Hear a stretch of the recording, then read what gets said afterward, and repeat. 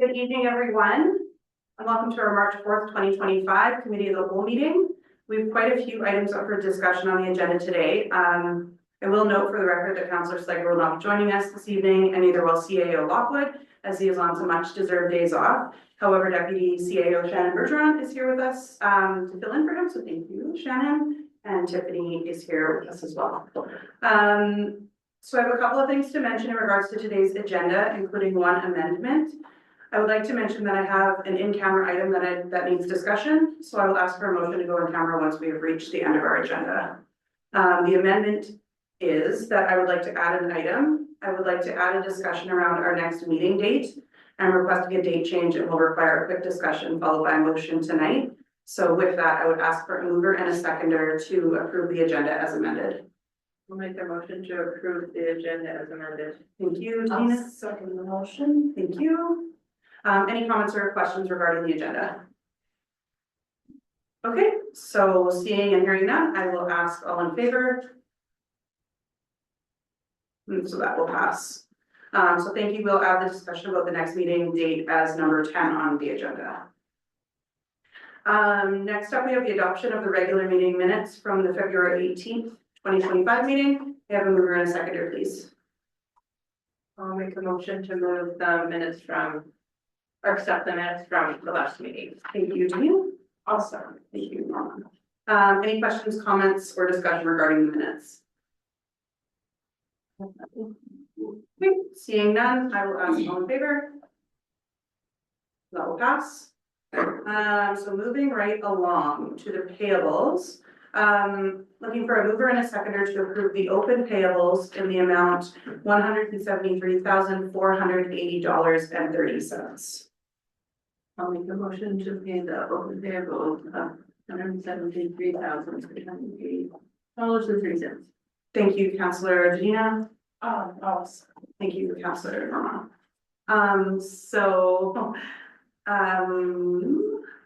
Small this time. Perhaps we could maybe just go over the biggest cost items on the list. With the exception of receiver general and ATCO, because it's like obvious, but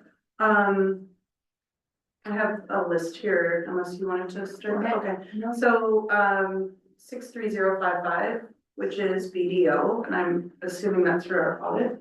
That's right. Is that for, okay, and that's the full amount. No, that's not full amount. That is a portion of it. Normally, the budget amount for that line is approximately between 40 and 50,000. Oh, wow, okay, yeah. So let's just get us started. Yeah, I think that's the interim that they started in November, December. Okay, thank you. So next there was, this one wasn't a huge amount, but I was just curious, 63060, which is Catalyst, PWE. It's like 4,100. That's the annual maintenance cost for our website. Awesome, thank you. And then 63063, which I'm pretty sure I know what this is, but Association of Yukon Communities, I'm assuming that's our annual Half your membership. half of our membership. Yeah. Okay, so that's just over 14, or just under 14,000. The next one was 63064, which was Borealis Fuels for the propane. Guessing. Yeah. So it was about 20, just under 20, just over 22, I guess, 32,000. 63070, the HVAC tech systems. They were in town servicing furnaces and doing some work on the furnace, that's, Awesome. and they did other various buildings. Wow. Okay, sure. Yeah. So yeah, just for the record, it was just under 21,000 for that. So 63073 is my last one, and it was Spectrum Security, and pretty obvious what that is, but I was just curious, is that a monthly charge or is that? No, I believe they were in town as well, there was some maintenance work. But I didn't look up that specific invoice. Oh, okay. I can get that. Oh, okay, yeah, no rush, I was just curious, it's just under 13,000. So does anyone else have anything they were curious about? I just thought it'd be easier if we discuss those big ones because it's not an extensive list this week. No, Yeah. I'm good, thank you. Okay, awesome. So hearing none, I will ask all in favor of approving the payables. Great. So next on the agenda is the comprehensive municipal grant. As most of you may know, the comprehensive municipal grant, also known as the CMG, is the annual unconditional grant that Yukon municipalities receive from the Yukon government each year to supplement the resources of municipalities to meet their core responsibilities. For some time, the CMG has not been reflective of the increasing costs that municipalities have been facing in every sector. The Association of Yukon Communities, of which we are a member, has been advocating on behalf of all Yukon municipalities for an increase to the CMG for over 5 years. The CMG task force was created and included members of both AYC, which included our very own CAO, Cam Lockwood, and members from community services. The working group came up with an extensive final report of recommendations for the Yukon government to consider during their budgeting process. The letter that I will read to you now is the response that we received from the Minister of Community Services, Richard Mostyn, on February 19th. So it was addressed to myself at AYC. So, dear President, in early 2020, the Government of Yukon and the Association of Yukon Communities partnered to recommend enhancements to the comprehensive municipal grant. This work culminated in the establishment of the task force in 2024 and their subsequent recommendations to enhance the CMG.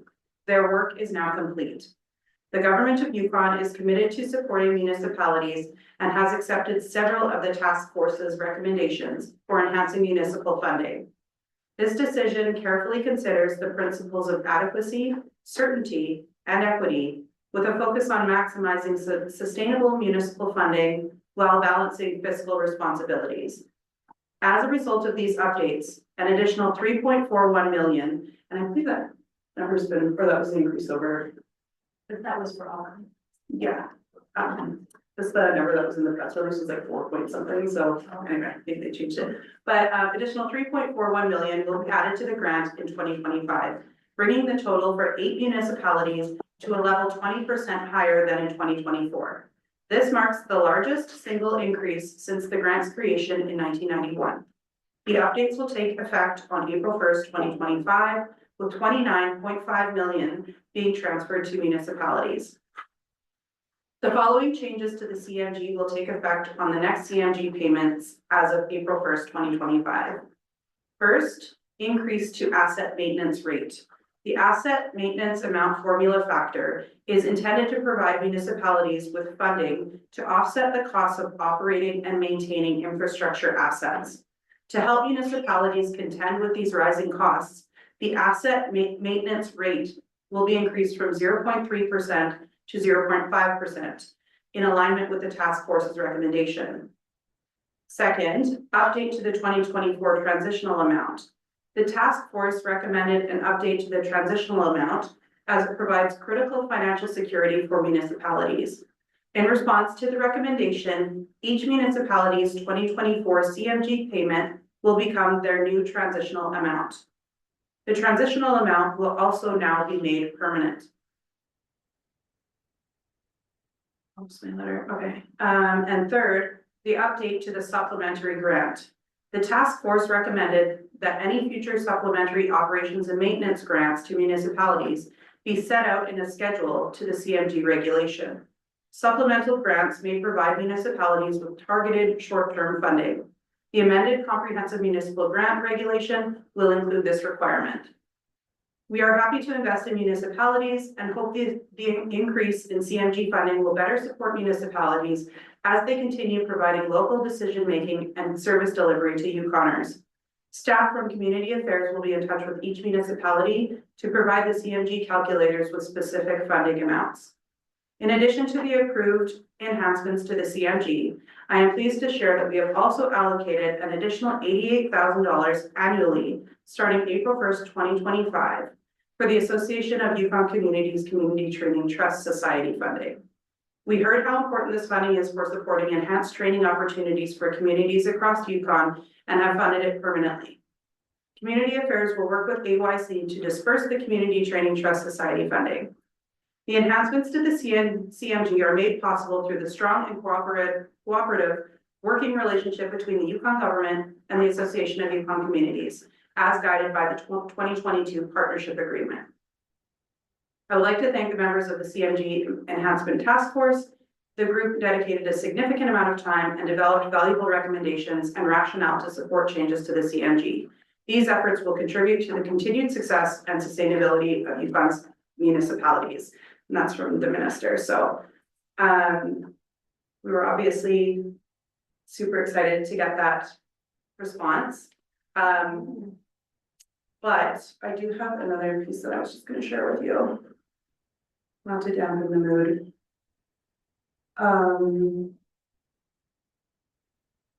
So we are of course happy to see an increase to the CMG after all this time. But it's important to note that YG did not approve all of the recommendations put forward by the task force. So after consulting with the AYC members and the CMG task force and the mayors of the AYC membership, the following letter was sent to Minister Mostyn from myself on behalf of the AYC.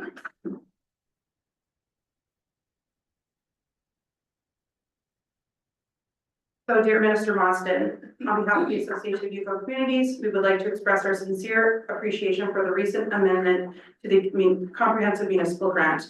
This funding increase is a positive step toward supporting municipalities and communities across the Yukon.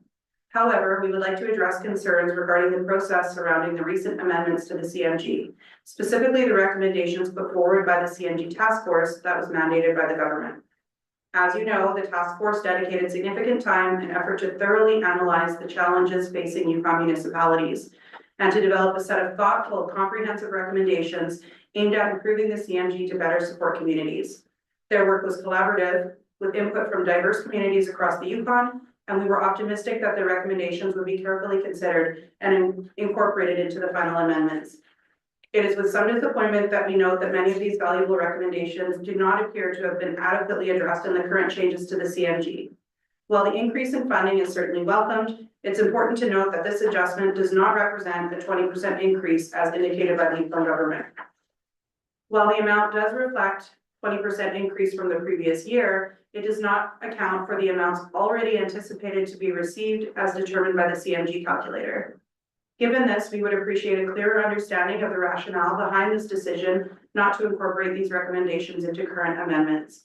As the government continues to prioritize sustainability and support local governments, we encourage you to revisit the recommendations put forward by the task force. We believe that implementing these suggestions would create a more equitable and effective system, better suited to the unique needs of the Yukon's diverse municipalities and reduce the significant fiscal or financial strain that Yukon municipalities are currently facing. We remain committed to working collaboratively with the Yukon government to ensure that the CMG remains a vital tool for communities across the territory, and look forward to discussing these concerns further with you and your department. So just wanted to share that with you as a heads up. So happy to see the increase. A lot of work to be done still. So that was just for information purposes, but happy to. Did you have anything to add first? We're open up for discussion. Okay, so that was just for information purposes, but I'd like to open up the floor now for discussion. If anyone has any thoughts or comments on either of those. What letters were the other recommendations? That's a good question. There is a very extensive report that I do not have in front of me. It has to do with like, there are so many different factors that go into the amount. Like there's a amount like per resident, amount per dwelling. There's lots of, I'm showing that in front of me. I can get that for you. Actually, now that they've like released this, we should be able to go public with that document now. So we definitely get it for you. I mean, I don't understand all the values and how they affect us. Like, what does it do for us specifically here? Like, how does it increase ours? That's in the budget, right? You have that laid out in the budget? Yes. Like what is like how the CMG does, or The increases, like where we're seeing them in our, like where we're seeing them, how that affects us. Like, so we have 0.30 0% to 0.5% in line with the task force recommendation. So where are we within that range? So just under the, unless you do you want to answer? Sorry, It's so under revenue, like total revenue for the municipality, under transfer from CMG. It just increases that overall amount, like it's factored into. There's like a very complex formula that they use. That I right? wasn't on a task force. Exactly. So with the new amount, our increase to the CMG for 2025 over 2024 will be $331,068. Okay, and that Yeah, they had originally forecast was in here too. 141,600. Just put on here. Yeah, because that was laid out. You laid that out somewhere, correct? Sorry, we're gonna be going over that when we go over the O&M budget next. This was just for information purposes, Yeah. just so that you guys are kept in the loop as far as the communication that's been going back and forth. Yeah, Yeah, I'm not sure that there's a whole lot to discuss here, and other than if you're gonna explain it, then that's great. yeah, Thank you. okay. Any comments? I mean, I'm happy that we've got, and recognize that we've been underfunded for years. And I know everybody at AYC has been really lobbying for this, so I'm happy that this is moving forward in a positive direction, because there was a lot of work Yeah. put into this, and I know, I'm sure there were a lot of heated discussions when it came to this as well. Which is big. Thank you. Really, anything? No. Normal, okay, all right, so thank you for those comments, so we'll just move right along to the budget conversation. So, number 5 on the agenda, which is the 2025 O&M budget, that was in your council package, so hopefully everyone has had a chance to review it. I'm gonna go over the highlights, and it's possible that Shannon will have to explain it after me. We'll see. Okay. I just closed it.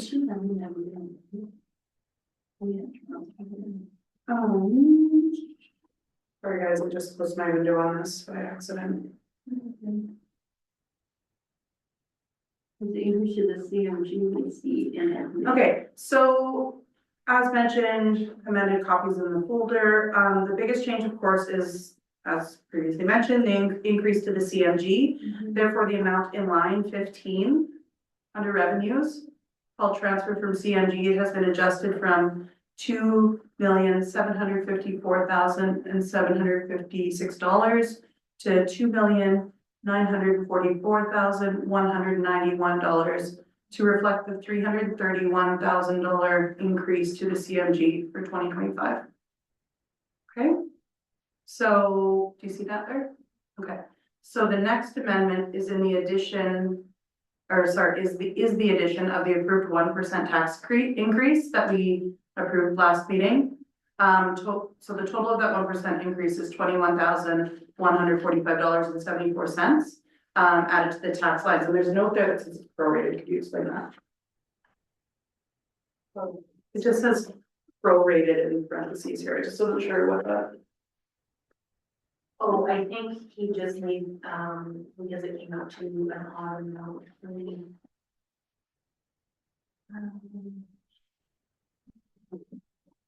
Sorry, I'll just. Oh, okay, sorry. And I'll just maybe continue for 1 sec while she's looking that up.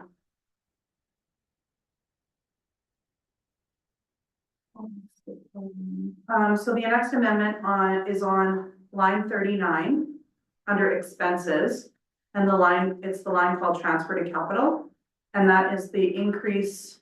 That total amount is the increase to the CMG amount plus the approved 1% tax increase and the $3,000 projected surplus prior to the tax increase. So that is the amount above what they had already budgeted for the transfer. which is what I was asking Shannon to explain to me earlier. What is that one called? Sorry, it's line 39 on that Excel document. Really, like mine are There's a- numbered. There's a line on the side there. Oh, okay, anyway, it's under expenses, like general expenses, and admin. This isn't a touch screen. That has been. Okay. Yeah, like this, are you in the Excel document? I'm just, I don't have 30, like, I don't have line, my lines aren't numbered, Laura. oh, it's on the. There you go, okay. Anyway, it was an Excel document in the council folder. I just wondered what it was called. You said it's under expenses. It's called transfer to capital, sorry. Okay, thank you. I'm just trying to find it here. That's all. Yeah, there it is. It's at the top of the line. Below it. Okay, thank you. Yeah. Sorry, who got? Prorated comment just means, it's that total amount is, revenue is throughout the current tax and the GIL lines. So you're not Okay. gonna see it just on Oh, okay, current tax. it's through all the tax lines, like it's divvied up, Yeah. okay, got you, thank you for that. Okay, so anyway, those are the major changes. I don't know if that'll ask him if I missed anything, but I don't think that I did, I think those were the only ones. Yeah. So, if anyone has any comments or discussion, we can do that now.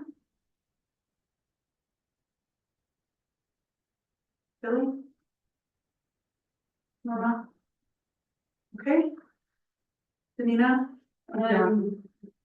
So the next step, I guess the next question that I would ask is, are we comfortable, sending this to the next meeting for third and final? You have anything else that's supposed to be added or anything, Shannon? This is This is just the O and M. No, those were the only changes since your last read. Okay. Thank you. Okay, I'm fine with that. so Thank you. how are you feeling about that? I'm fine with that. Okay, Really? so. You're good? So then the next time we'll see it as at, which I'm actually hoping will be soon, after we talk about the next meeting date. But, yes, we'll send it for third and final. So do we have to make a motion? Not to make, Okay, thank you. awesome, thank you. So next up, we have the capital budget. Bylaw 2025-01. Again, the amended copy was in the, council folder, so I'll quickly mention the changes here. It's basically the opposite of what I said for the O&M, but, so the biggest change is the amount in the second line under revenue called transfer from O&M. So at the very top where it has like all the colorful lines, indicating the sources of funding.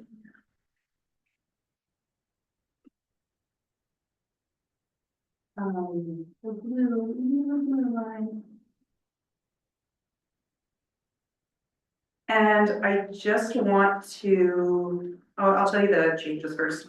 So, the transfer from O&M, under the revenue line called transfer from O&M, which is the amount from the transfer to capital line in the O&M budget in the amount of 214,000. So that's the amount that we are transferring out from O&M into capital. So this is where it pops up in this budget.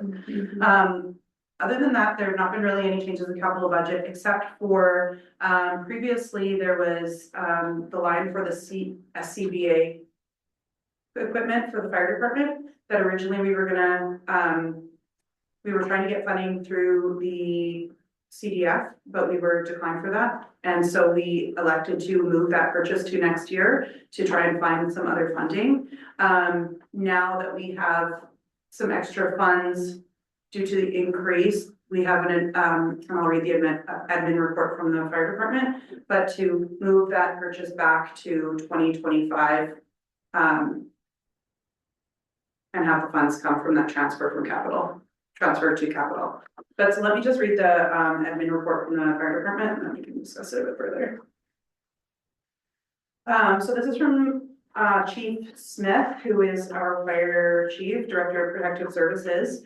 So the purpose of this report is to seek approval from Watson Lake Town Council for the procurement of 16 new self-contained breathing apparatus or SCBA units, 32 SCBA cylinders, 25 SCBA masks, and 1 rapid intervention team PAC, and his acronym RIT. So the proposed investment of $230,000 will ensure that our firefighting team is equipped with the state-of-the-art equipment that meets the latest National Fire Protection Association standards.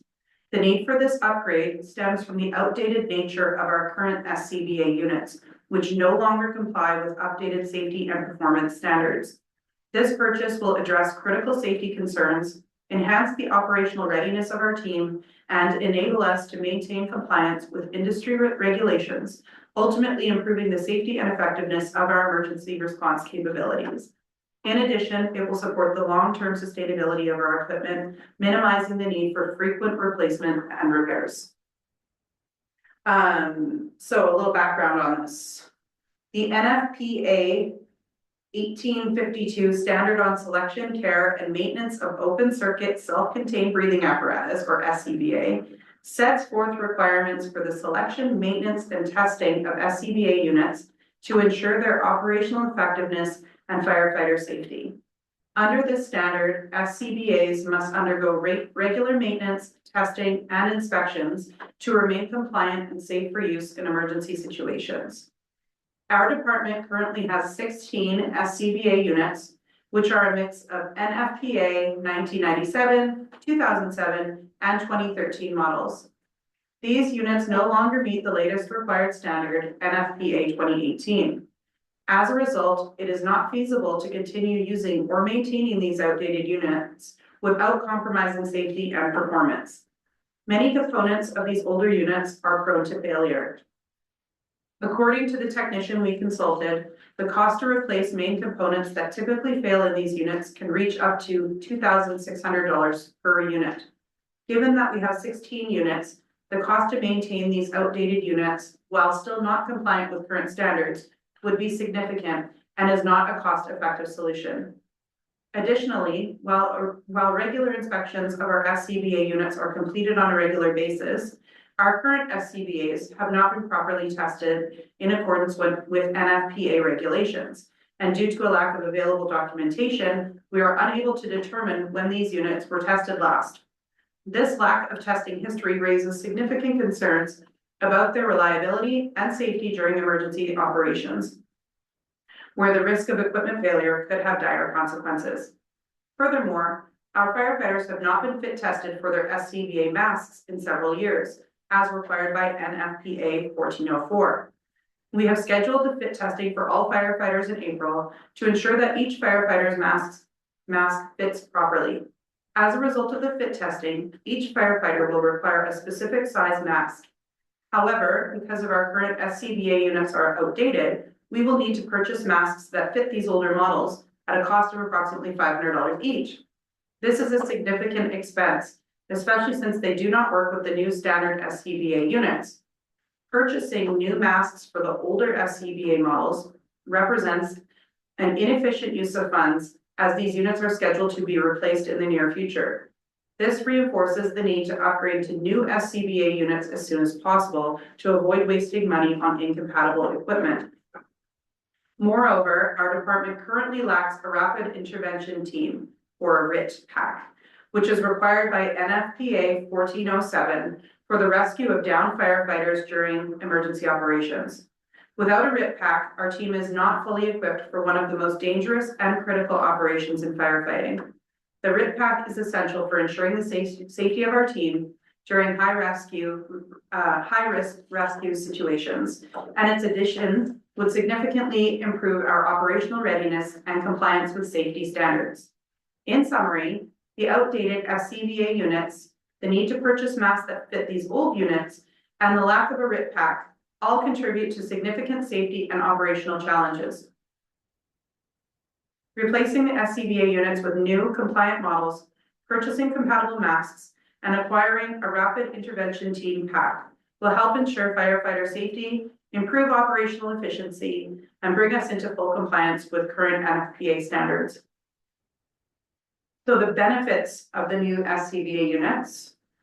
The new SCBA units offer several key benefits that will greatly enhance firefighter safety, comfort, and operational efficiency. So, Fire Chief has listed off a few points here. So first, easy to remove harness for easier cleaning, which helps reduce exposure to harmful contaminants. 2, new shoulder harness design that improves the ease of donning the unit and minimizes pressure points, reducing user fatigue. 3, redundant safety features provide peace of mind, ensuring the SCBA will perform even in the toughest environments. 4, natural articulation, for example, waist pad, promotes greater range of motion, allows for more flexibility while transferring weight to the hips for a balanced load. Next, 3M Scotch-Lite reflective material enhances visibility of the SCBA in low light conditions, improving safety and accountability on the fire ground. Next, heads-up display allows firefighters to easily monitor their air levels by viewing lights on their masks, adding another layer of safety during operations. The new SCBA units we are proposing will last a minimum of 15 years, which corresponds to the lifespan of the SCBA cylinders. This ensures long-term reliability and reduces the need for frequent equipment upgrades. These features will contribute significantly to improving safety, efficiency, and comfort for our firefighting team. The financial implications of the required SCBA units and associated equipment amounts to $230,000. This includes 16 SCBA units, 32 SCBA cylinders, 25 SCBA masks, and 1 rapid intervention team pack. The following financial implications related to the maintenance and repair of the current SCBA units will involve. So this is if we fix up old equipment. SCBA testing costs for outdated units, which are no longer compliant with current standards. The cost of testing each unit is $100 for the SCBA and the mask, and with 16 units to be tested, the total testing cost will be $1,600. In addition, mask testing costs $30 per mask, with 6 additional masks requiring testing. The total cost per mask will be $180, and rental of 4 SCBA units for approximately $1,200 per month during maintenance for up to 4 months, totaling $4,800. Shipping costs for sending the current SCBA units for testing and repair, which will incur delays and additional expenses. These expenses are expected to be avoided by purchasing new equipment. Strategic priority implications. This purchase aligns with the town of Wetseling's strategic priority of maintaining a safe and well-equipped emergency response team. Investing in modern and reliable firefighting equipment will ensure compliance with the National Fire Protection Association standards, improve firefighter safety and operational efficiency, reduce the long-term financial burden associated with maintaining outdated equipment, and enhance the town's emergency response capabilities, especially during high-risk rescue operations. So the recommendation from the fire department, fire chief, is that the Watson Lake Town Council approve the purchase of 16 self-contained breathing apparatus units, 32 SCBA cylinders, 2 per SCBA unit as required by NFPA standard, and 25 SCBA masks and 1 rapid intervention pack. The new equipment will meet the latest standards, ensure the safety and effectiveness of our firefighting team, and come with a warranty reducing potential repair costs, and enable the department to perform safe and efficient rescues in line with NFPA guidelines. Almost done. In conclusion, the current SCBA units are outdated, not properly tested, and costly to maintain.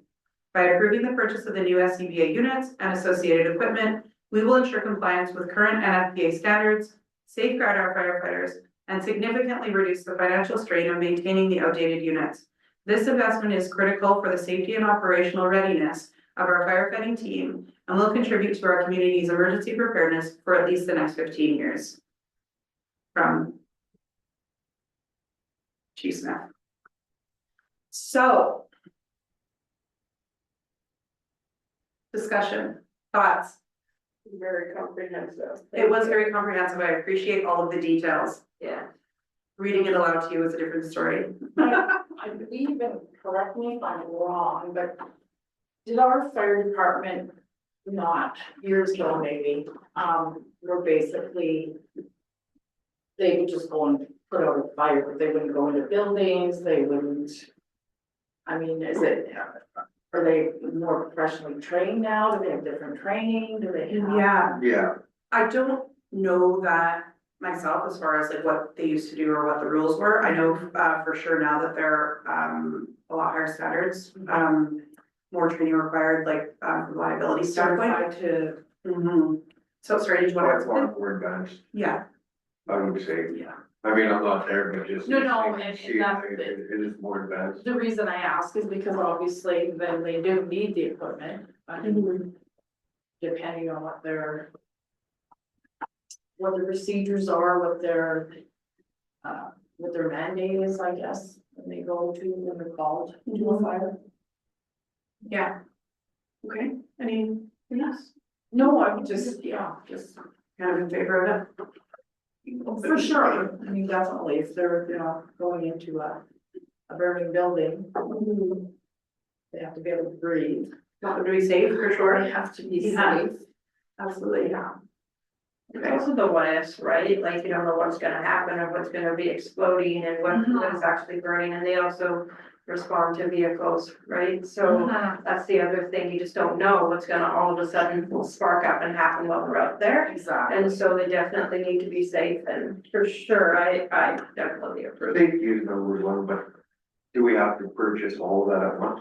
Like how many? So- 16? So Counselor Schleicher was thinking the same thing, and my thought on it is, I mean, we have those funds right now. So it just kind of makes sense to just do it all at one time, then we know it's all gonna be expiring at the same time. True. And I think the thought going forward is that, and we haven't discussed this yet, but we will, Do was we the have thought, 16 firefighters? I don't know how many we have currently, but we have to be prepared and everybody has to have their own things. Oh, yeah, for sure. Yeah. Definitely. Tiffany, you're shaking your head, yes, we do. We do. Thank you. We just got up to the list. Okay. Yeah, good points, totally. But yeah, I just figured since we have the extra funds right now, it makes sense to kind of just get it all at one time. We know exactly when it's all gonna expire so that we can plan for future, that we know in 15 years, like we need to have this amount of money in the bank.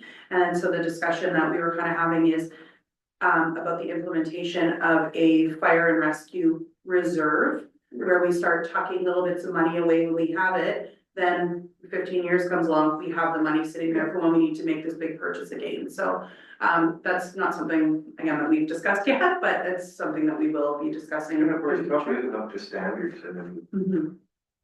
We want people to be safe and reliable for anything that happens. stuff that's not in standards is sent to a fire and seriously. Yeah, sure. It's safety first and their guys are, Yeah. their lives are worth more than their value, that stuff is. Agreed. So what I'm hearing is that we're pretty much all comfortable with maybe voting on this at the next meeting. And are we comfortable sending the capital budget to the next meeting for third and final? Which would include this, so it would I'll be be just, 100% honest, for me, that capital budget, I don't have a clue. okay. I'm sitting here trying to learn and trying to understand it. It's a lot all at one time, and so, you know, that's one of the problems with having municipal elections in the fall, I suppose, is, you know, we're onboarding, you know, new people. And right off the bat, you're put into this, budget process on, you know, approving things that maybe you didn't have any involvement with, so. Apologies for that, unfortunately, we do have like timelines for the budget that we have It is to, what it is. I mean, yeah. I'm sure you guys are gonna make the right decisions. You're gonna learn. appreciate your faith. Yeah. But I mean, you can certainly spend some time with some people in the admin office to get Yeah. them to Yeah, you can- explain it to you When I a get little time. You bit. can come in and Johan or Cam or Shannon even is happy to sit down and like literally go line by line. That's certainly what I did my first year, Yeah. so. So you understand. The next month I'll have more time. Right. Yeah, no, for sure. Okay, Definitely interesting. yeah, it's a lot all at one time. So everyone else comfortable sending this to third and final? Yes. Okay, Yeah. okay. Sounds good. So, did you have anything you want to add, Shannon, to that combo? No. Okay, so we will move right along then. Thank you, everybody, for that discussion. That was great. We have a little Two more admin reports here. So next up, we have the animal control bylaw, which is, I wasn't sure if the number was right on this, if there was just like an extra number, but it says 011, it was supposed to say 01, or is it 11? No, it's 11, okay. 2024-11. So admin has provided us with a report that I will read for the record, and then we'll go around the table for comments, so.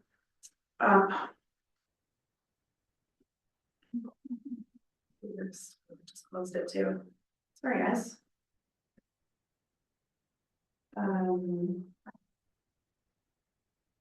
Okay, so the purpose of this admin report is to provide an update to council with regard to the animal control bylaw review. So as, actually I'll read this first and then we'll. So council was provided with recommended changes to the animal control bylaw, which were discussed in open forum at the January 23rd town hall meeting. Since that time, administration has advertised the bylaw review on social media, the town website, and with posters around town asking for public input or comment. The recommended changes were also emailed to Liard First Nation asking for input or comment. To date, no input or comments have been received from the public. Many of the proposed changes are necessary due to Yukon legislation changes and or updates to terminology and do not require council direction at this time. Other proposed changes are recommendations from bylaw and or administration for which council direction is being sought. Based on the direction given from council, administration will rewrite the animal control bylaw and bring it forward for review at the April committee of the whole meeting, and then for second reading at the April regular meeting. Below are areas for which administration and bylaw ask for council direction and feedback. The first item is around impoundment and redemption.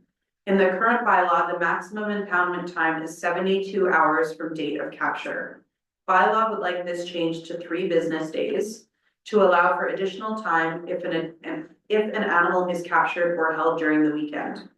There were comments made at the town hall meeting that animals that are captured on the weekend should not have to be held through the weekend. However, currently the town office is not open on weekends and bylaw does not actively patrol on weekends, but will respond if a complaint is made from the public. Again, under impoundment and redemption, the town's current practice when a dog or cat is captured and not claimed by the owner after 72 hours is to take it to the animal shelter in Whitehorse or rehome it within the community. However, the animal shelter is the preferred option. The current bylaw states that the animal should be destroyed or sold. Bylaw proposes to remove sections that speak to animals being destroyed if unclaimed and add a timeline and process for rehoming or removing from the community. The recommendation is to start this process after 3 business days of an animal being impounded and unclaimed, and adding that any animal not claimed within 3 business days is considered abandoned. Again, another point under impoundment and redemption, bylaw proposes to add certain conditions for the return of an animal to its owner. For example, impoundment fines are paid, requirement to purchase a license if animal is unlicensed, and specific conditions for animals deemed dangerous. Under destroying animals, bylaw proposes that all sections that speak to the destroying of an animal be removed, as bylaw does not destroy animals. Bylaw proposes adding that if an animal needs to be destroyed, it is determined and completed by or under the authorization of a Yukon government animal control officer. Rabies control. Bylaw is proposing that the section on rabies control is expanded to include other infectious diseases such as parvo and equine viral arteritis, There have been past cases in the community of both parvo and the equine viral arteritis, and there should be a clear outline of necessary steps that must be taken by an owner of an infected animal to stop the spread within the community. Under dangerous and wild animals, bylaw would like to add a section regarding deeming an animal or dog dangerous. The process would be done with the assistance and guidance of the Yukon Government Animal Control Officer. And again, under dangerous and wild animals, expand on the current bylaw to state that an animal deemed dangerous must be licensed as a dangerous animal and confined within a secure enclosure and securely muzzled and leashed when outside of the secure enclosure, and include that an animal will be seized and may be destroyed if an owner fails to comply with the bylaw. Dangerous wild animals, again, the current bylaw only speaks to dangerous animals biting or attacking leashed, tethered, or penned. Hang on, I'm not reading that right. The current bylaw only speaks to dangerous animals biting or attacking leashed, tethered, or penned animals. Bylaw proposes adding a section to address animals that are bitten or attacked off leash and or on private property. An appeal process will also need to be added. And then under kennels, bylaw proposes to add animal rescue organizations and pet stores and include a minimum standard of care. There's nothing in the current bylaw to address this. And then they also suggest creating 2 new sections. The first one being added for the ownership of poultry, ducks, and livestock. And this would include no roosters within municipal boundaries, the restriction of or limit to the number of chickens, hens, ducks, livestock, horses, etc., based on property zoning and size, standard care requirements for chickens, hens, ducks, livestock, horses, etc. For example, coop and pen sizes, clean living conditions, supply of food and clean drinking water, etc. And permit needed for ownership of such animals.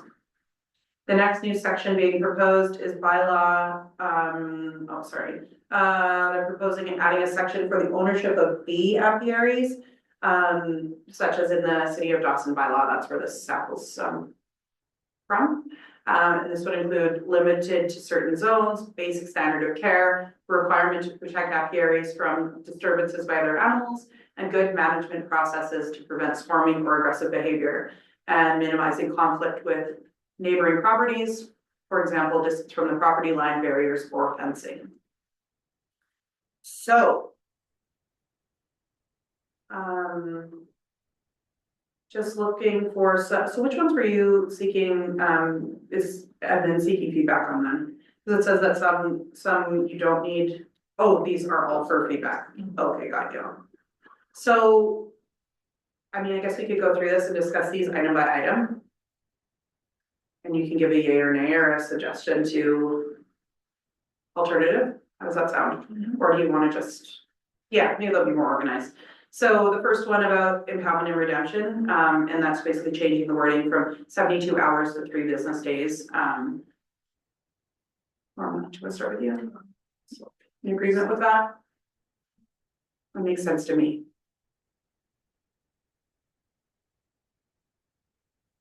Yeah, I think so.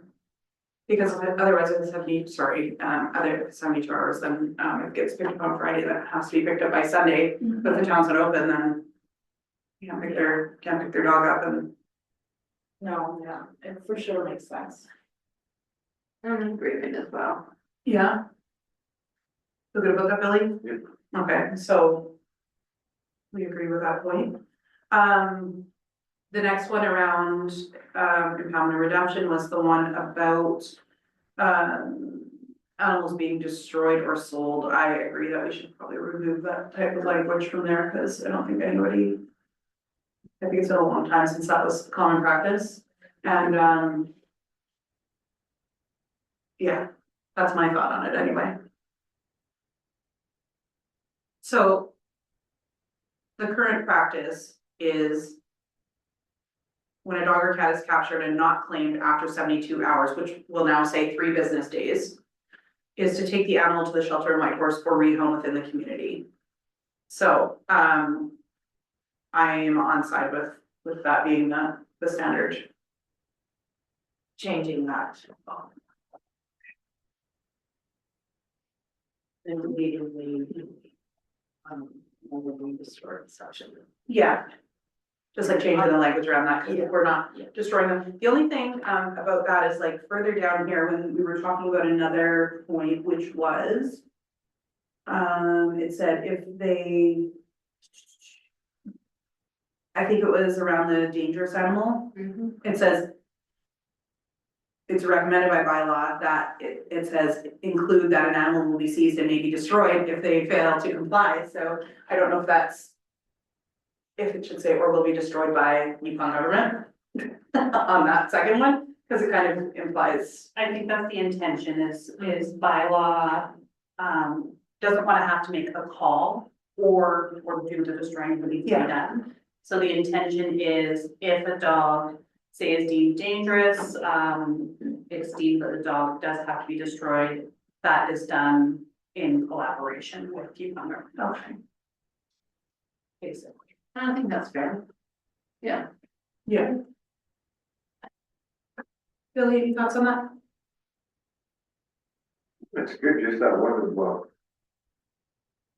rehoming out there in the community. Yeah. Yeah, You know what I mean? yeah, like if they, my dog, if they have my dog, they gave it to you. There, you know what I mean? It's gonna Yeah. cause a conflict of interest.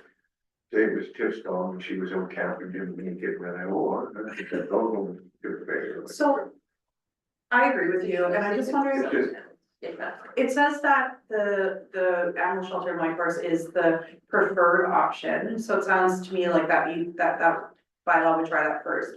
But, so what would cause it to be rehomed in the community? Would that be like if the shelter was full or something like that? Is that? Or if it's been there for, basically it's unclaimed, because I know people that have taken dogs from the pound and, you know, local dogs from the pound and taken them home. And Connie's kind of practice is like, she tries to go to Whitehorse 99% of the time. Sometimes they are full, but also if they're like really young, so say it's a kitten or a puppy or something like that, she'll maybe look at rehoming it. In Watson Lake, but she believes that, like you said, not only could it create conflict, but the animal knows where they lived. exactly. So they'll return home or, but if they're young enough, Send them to be Whitehorse. rehomed, Somebody then- wants to make a good Whitehorse and bring them back. well, what I like about the animals going to the shelter in Whitehorse is that they have a vetting process for, you know, pulling animals out of the shelter. Right. It's extensive. Yeah. You know, if you, to get an animal from the Humane Society of Whitehorse, you have to, Well, maybe you look after it rather than going down the street. Well, that's the But- whole. The street. but I also can understand, I can also understand what you're saying about it being kind of subjective, you know. Like if it's a little kitten or a little dog or something like that, you know, like, and you do have a good home, but at the same time, how do you guarantee that that same vetting process is being done, I guess? Yeah, it's fair. So yeah, I guess I totally see what you're saying, and I have mixed feelings about it. Like if it should just be hard to rule, but I mean, I guess. Could maybe change the language to unless for any reason the shelter can't accept the animal, we look at rehoming within the community or outside, I don't know. For an extension. Like the pet should always be the first option, like the shelter. But I mean, it could also be that we make some exceptions to extend them. I know Connie really tries to make sure that she finds the owner. You know, she does a good job with that, so. So when we're looking at, so we're at a timeline and process for rehoming or removing. So what would that process be then? Have we figured that out? No, that will come forward when the bylaw gets done. Would that be under the policy section? Yeah, Like, of like how we would rehome it? yeah, the bylaw doesn't necessarily have to have the process in it, but you guys probably want an understanding what that process looks Yeah. like. That'd be good, okay. So we'll just move on and then we'll, get a chance to review this again before, it was for reading, so,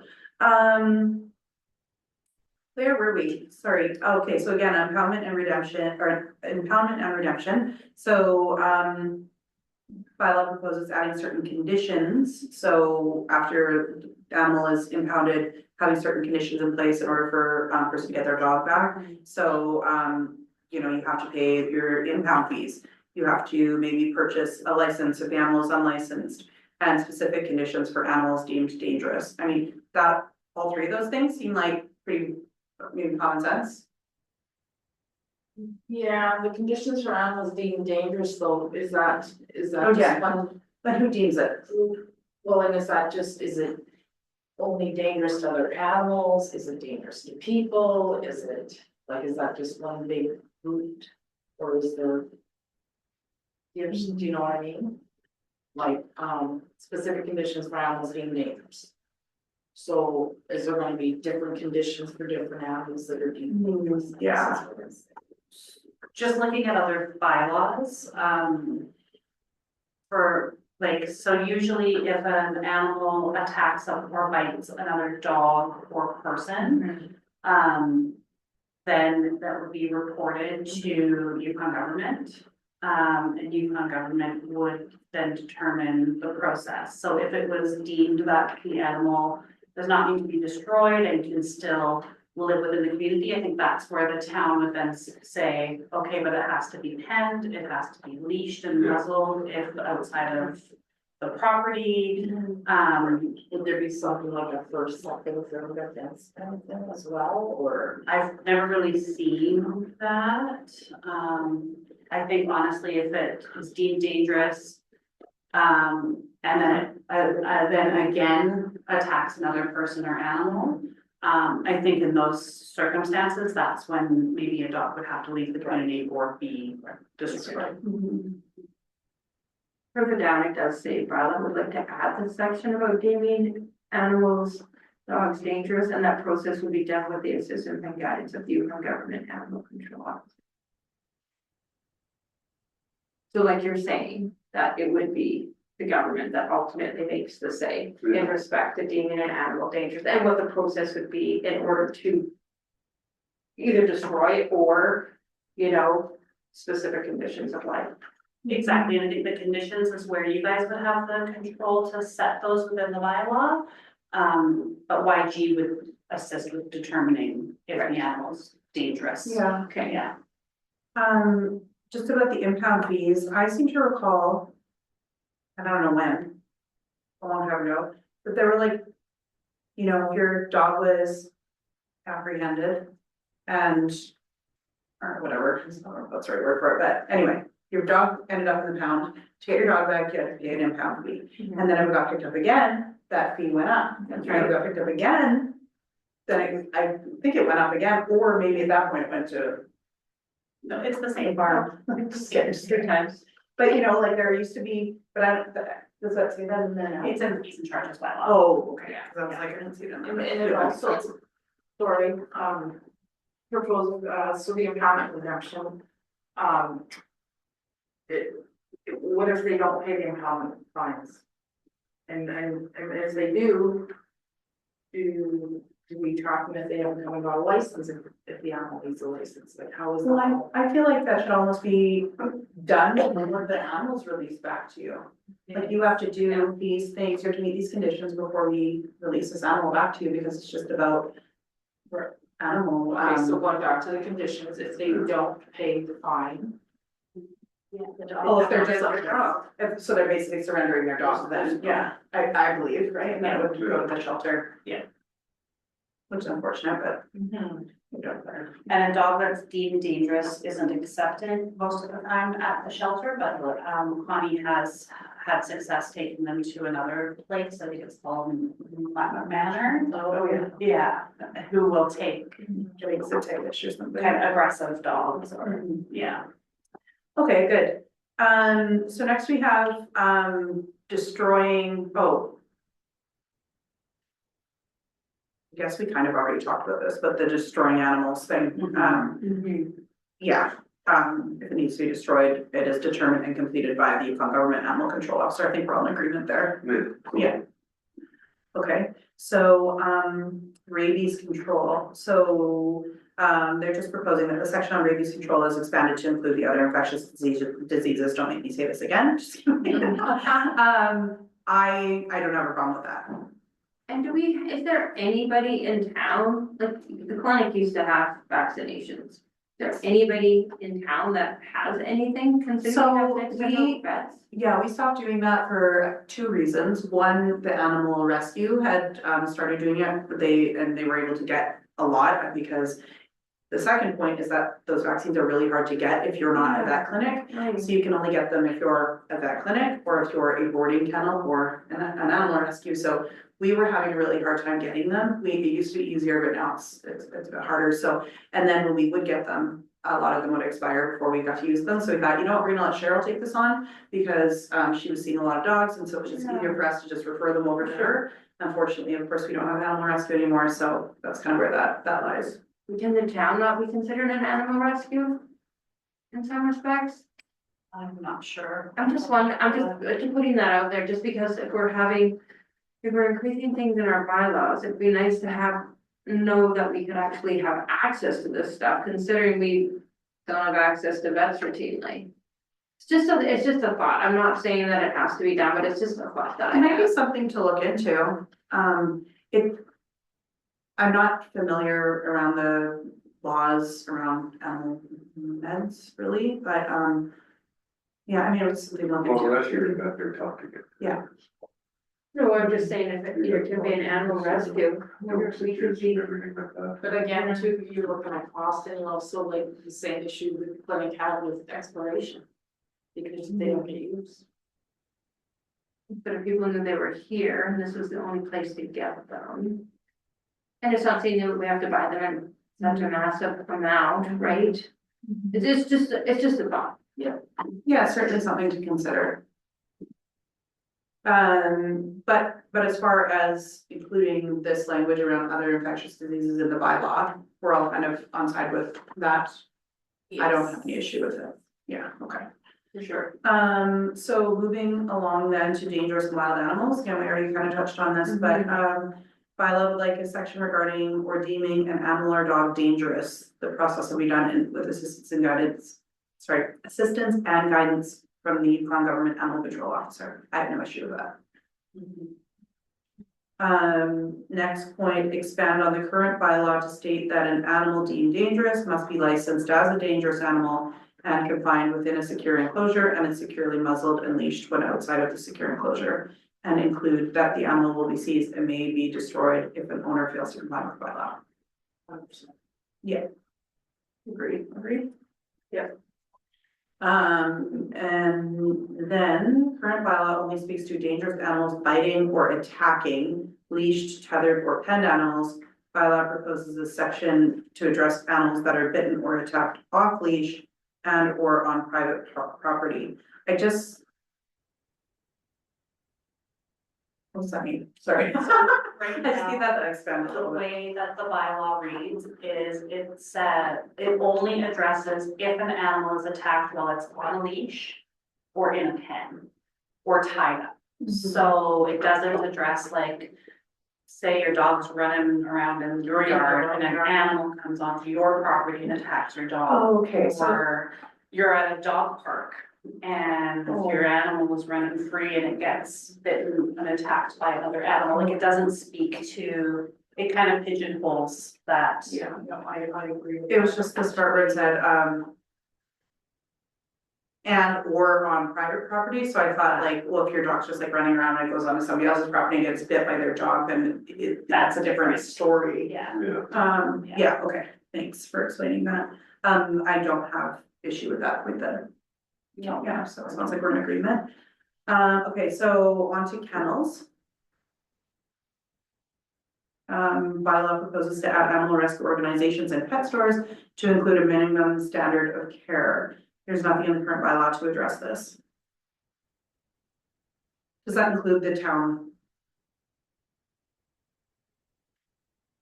Animal rescue organizations and pet stores include a minimum standard of care. Also, what we would also need to be following that's minimum standard of care. Yeah. And what, I guess, is that? Entail.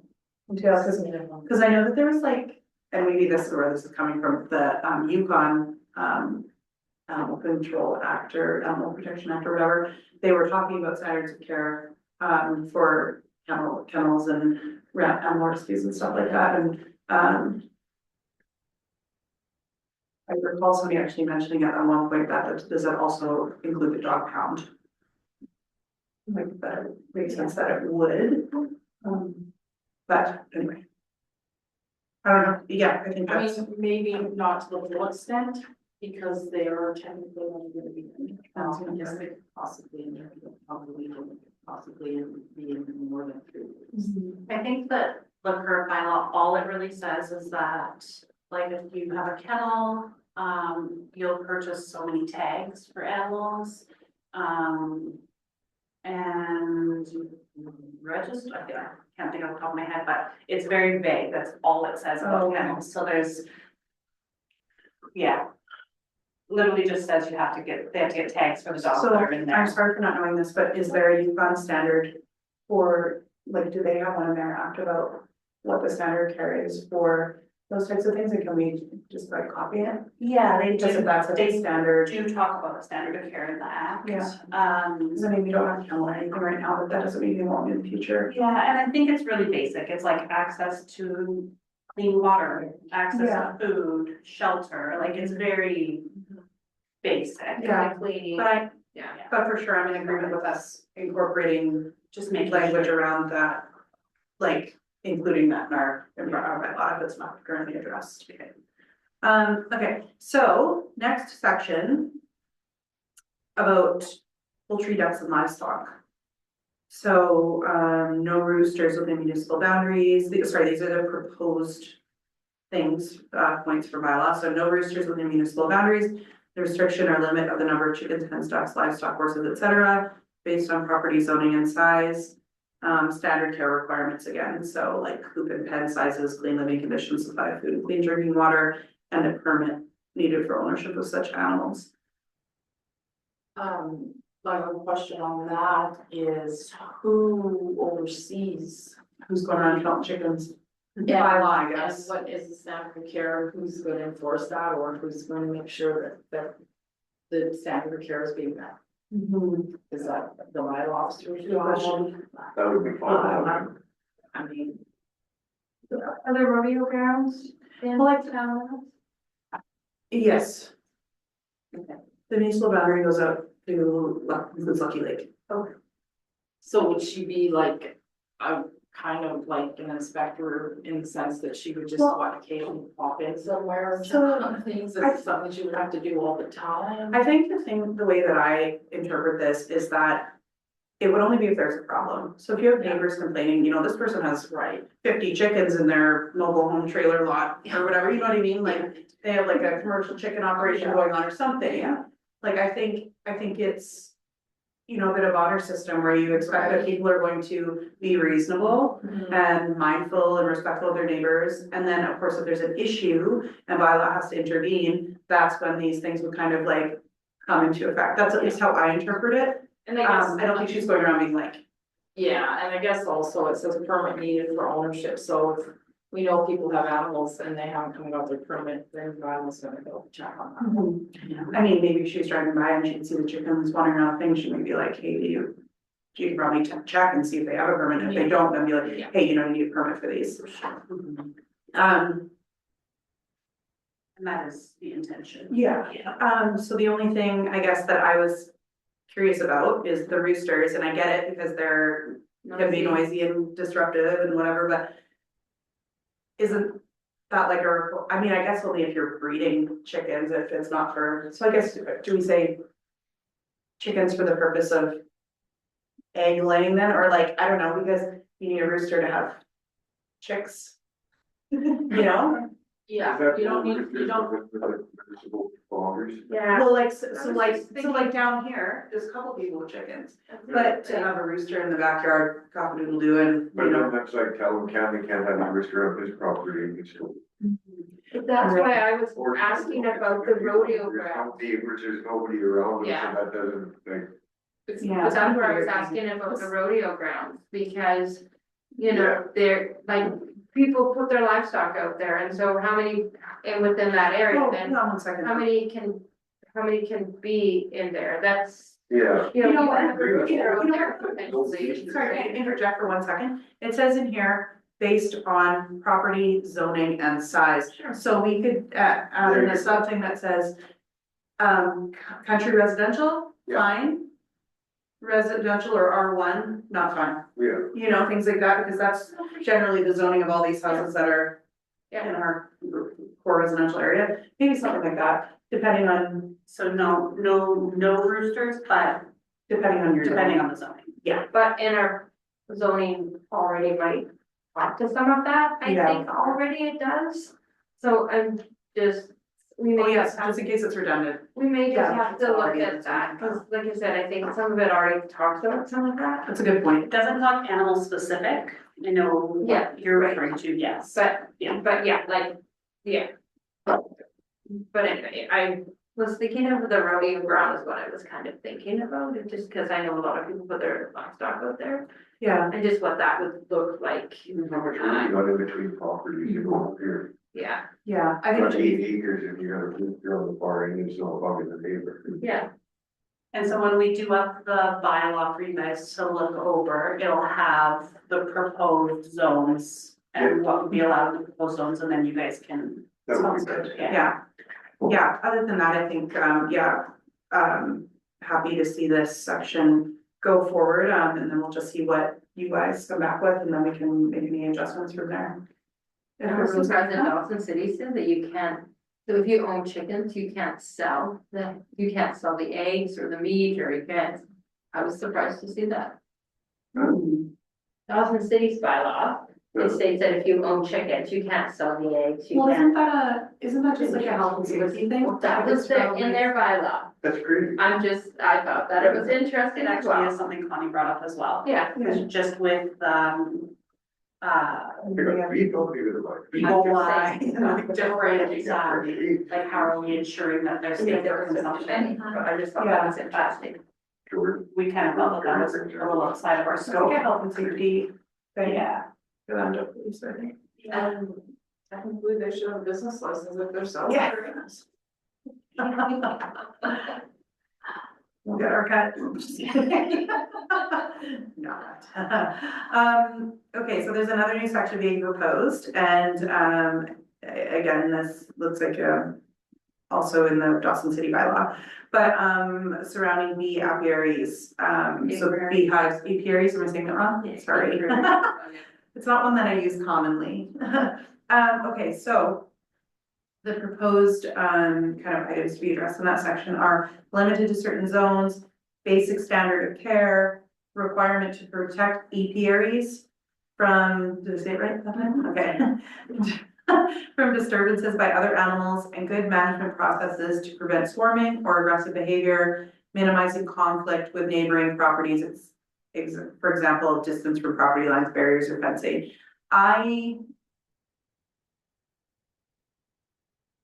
think I really think the more bees, the better. So, but, I understand maybe where this is coming from. What, thoughts on that? I feel like right off the bat, I think about, we have them right beside the school. I don't think that they're like bothering anyone, you know, like, Yeah, I was just always under the impression that you didn't probably them, they were after you kind of thing. I mean, I can see. And they are in an enclosure, and you know, if you can't, if there's no access to them where the kids could get in and stir them up and force be stung, or an owl could get in and stir them up and. Like, it's like, I don't know if this is a thing, but it kind of makes sense that it would be based on like, you know, kids' books and stuff, but are bears attracted to the honey? Is that a thing? Bears will. Bears will go on. But I mean, they're also attracted to garbage, so. Yeah, and I mean, I think you'd have to be pretty hungry to wanna come right in to Get onto the in that bees, area, like, yeah. you know. If something else is attracting them there, or, I mean, it's possible if they were to get into it one time, they would know, Yeah. but I don't think it's not. But still, look at Generally, different upstate, I don't know this. where I'm raised, there's lots of beekeepers and, it's not a routine thing, but they will, I mean, but it's not But that, like yeah, it's something and that that happens definitely- routinely. I think if they did it once, that bear would come back, it's the same thing if they find garbage, they're gonna come back, right? And most places have electric fences around their hives, so that it keeps animals out. Yeah. So, but I'm just saying, Yeah. most of them have, like, Yeah. they have, voltage, right? Yeah. So. Yeah. I guess I am open to seeing what the wording would look like around that.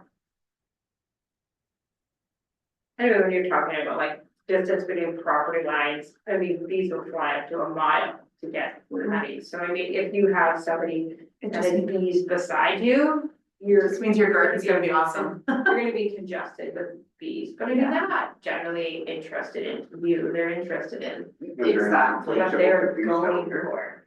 Well, and Hardy Gibbing had bees, I never- bees, and he's right beside us, and I never had any, Great. I would see them, but I never had any issues with them. You know, So, for example, just skimming this, Dawson says that they basically, you're not allowed to have them like right in the city center. Which I don't think we do, except for, yeah, I think that's. yeah. Team on government. That, yeah, mental wellness, it's a mental wellness initiative, yeah, I see people there all the time. yeah. Yeah, I'm comfortable with like just seeing what the language looks like. I don't know if it needs to be super, Not super expensive. you know what I mean? Like, I just Yeah, don't I think it needs think to if we be. were to have someone that had an acre, then you would definitely be more. And I think you can look the size too, right? You know, if you've got 10,000 bees, That's a that's big commercial operation, that's a different Yeah. situation. Yeah. Yeah. Okay, well, let's just see what admin comes up with, and then we can discuss it further. Okay, I've lost my. Joe Wilkinson too. Then so, Are you guys good with that? Yeah. yes, Yeah. for sure, so we'll discuss it with maybe the whole of the revised version, okay, cool. Sounds good. So I think that, was I at the end, I lost my. You were. Okay, so, that will conclude our discussion on that then, unless anyone has anything else they wanna add. I just wanna say thank you for all the work that you guys have put into this, because this is, Yes. there's a lot of reading and all that, I started reading some of it, like, holy man. There was a lot, so I appreciate that you guys condensed this a lot, because like I said, there's. Probably if you put it together, about 200 pages to read on all those bylaws, right? So there was a lot, so I really appreciate that, so thank you, and thank you to Connie, she did a lot of work too. Yeah, appreciate that. Okay, so we'll move right along then. Thank you for acknowledging that, Counselor. So let's move on to the next thing that business license. yes, sorry, thank you so much. I had so many things open here because I wanted to have them all open that I. So there's an admin report for the business license. Okay, so we were, admin provided us with a report regarding the business license bylaw. The purpose to provide background information and seek direction for the review of the business license bylaw. So based on the recommendation of bylaw and administration, the previous council agreed to conduct a review of the business license bylaw. The business license bylaw has not been reviewed or updated since 2006 and does not address topics such as home-based businesses, pop-up businesses, markets, transport businesses or taxis, or property rentals. The bylaw received first reading on July 16th, 2024, and since that time, bylaw has been conducting research of other jurisdictions and municipalities. Bylaw would like to bring forward changes and additions for council's considerations and feedback. So the first item is there is a current gray area for minor business activities such as artisans, pop-up businesses, special event sales, for example, Tupperware or jewelry parties, certain home-based businesses and markets. These types of businesses have minimal operating hours, sporadic sales, no storefronts, and no set hours of operation, and are often advertised on social media platforms. Bylaw does not believe that these business types should have to pay for a full price business license. However, would like to have licenses and rules in place to address such business activities. Bylaw is proposing that these types of businesses be defined as minor business activities and have a lower license fee and specific rules depending on the type of business, for example, permits for certain food sales. Why don't we just discuss that topic first and then we can move on to Right, it, 'cause what this is is it quite right- long as well. What is it right now? Like, really, do they have to pay the full? It says right now that they're not addressed. Oh, not addressed at all. Oh, It just says, sorry, I skipped along, hang on one second. It says gray area, so currently it's under minor business activities. Yeah, So right now, they are required to get a full business license. But what we're running into is, you know, home business person A comes in and gets a license and they're advertising as usual on Facebook. Business or home business number 2 is advertising on Facebook, doesn't have a license. Bylaws having a really hard time knowing when a person should have a license and when there shouldn't, like the bylaws. I Great. see. right. Right, I see. Thank in you that for respect, like in that area. And then I have seen as a result of that, then you have the Facebook police You coming in betcha. as well. Full force. So, And they don't all have to be lumped in together necessarily, like, you know, a home-based business versus, someone that only does markets or Tupperware, different thing, or, yeah. But just wanting direction on kind of, that's all we should. I think for me, similarly to the last one we just talked about, I'd like to see what the language would look like around that. I guess comparing it to what standard practices in other municipalities without being too I don't know, rigid about it, because I mean, I think that's one of the awesome things about our town is that we're not. But at the same time, I understand the need for these policies or bylaws to be in place, but I just don't want it to be so serious on everything that you know, nobody wants to do anything. Yeah, Well, exactly. then, what, you know, what's the dollar amount you're making, if you're making under that amount? You need a license, if you're making over that amount, you need a license, but then we would have to have income and that's kind of. And I also think it's hard because I think different products have different values, so like if you have somebody who's like selling their sewing, that's like worth a lot. But it might just be like 1 or 2 things, but the dollar value is quite high versus like. Somebody making $1 or, yeah, those are, they're expensive and it's a lot of work and time and Yeah, versus somebody who's maybe doing something with a lesser dollar value, but like high volume and like full on business, I think it's. Well, that's why I think maybe a dollar amount might work. But then we would have to know. What they're actually making. Yeah, which makes it like we're patrolling. Yeah, And it's, you if know. we're not keeping records, you know, Well, if they're not you're right, it's sometimes it's claiming hard. it on income tax and so they're not keeping Yeah. records and Yeah. it's a hard thing to. Yeah, and I think bylaws intention as well is definitely to keep the business license fee for those types of business as low. For minimal, sure, for to sure. encourage it. And I do agree with that. But making sure that everyone's on the same playing field. Yeah, yeah, for sure. Yeah, I'm curious to see what the language is about that, around that. Would you need more specific than that instruction? I think just knowing if council's in support of adding something around minor business activities and those types of businesses. I'd be interested, or I'd be inclined to keep their fees very low. Okay.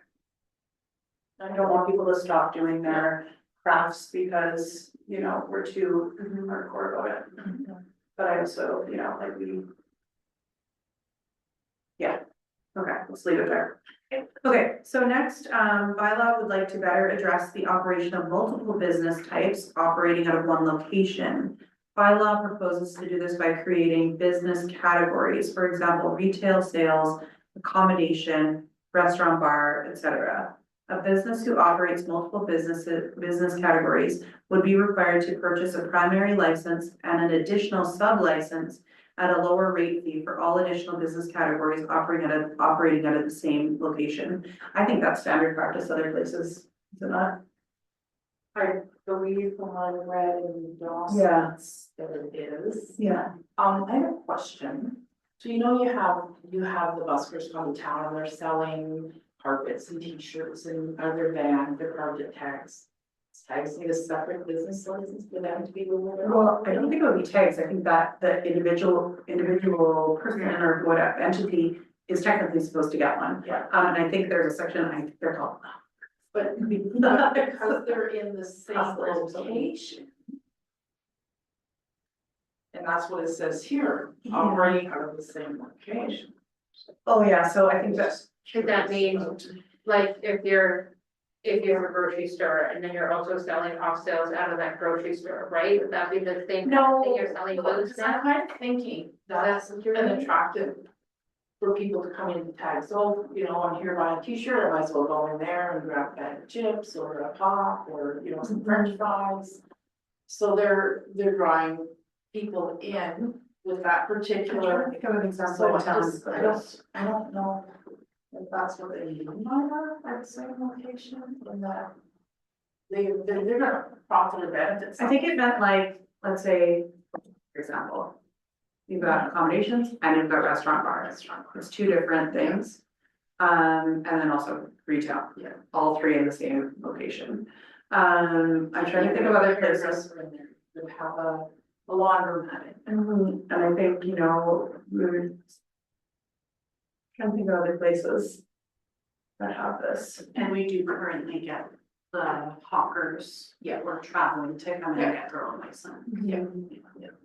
So when you guys And are are they charged a different fee than local people are? They're seasonal, Not- but there's a seasonal one, yeah. So when you guys were thinking about this, what were you kind of thinking about? But when you were thinking of the different, like it says here, retail sales, accommodation, bar, restaurant, were you thinking of any kind of other example? No, this was something bylaw brought forward, they just wanna make sure that, all business types, that you're getting a license for the different business types. So, okay, sorry to interrupt, but going back to tags, so they have a restaurant, they have a laundromat, they have a gas bar, they have a convenience store. So They have off they would be sales. Required, they have off sales. I think that falls under retail. Yeah, I think. Is that considered under the retail And department, then they, or in the booths? they would have to pay for their liquor license as well, so that would probably. But so would they be required then? So they would have if it was to be amended, they would have a primary license, whatever that be, say it's retail. Yeah. And then sub licenses under that for the other categories. So, I'm not sure.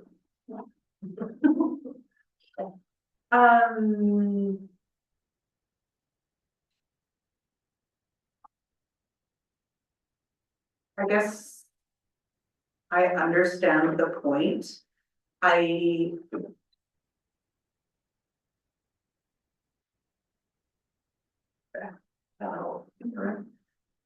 I understand the point. I'm curious to know what it looks like, but at the same time, I don't want to like. Complicate this bylaw just for an extra $100 in fees, you know what I mean? There's like literally two places that this applies to, so it just seems like, you know. A lot of work on your guys' part and bylaws part to. It's not really gonna affect our financial. I don't know. I have mixed feelings about it.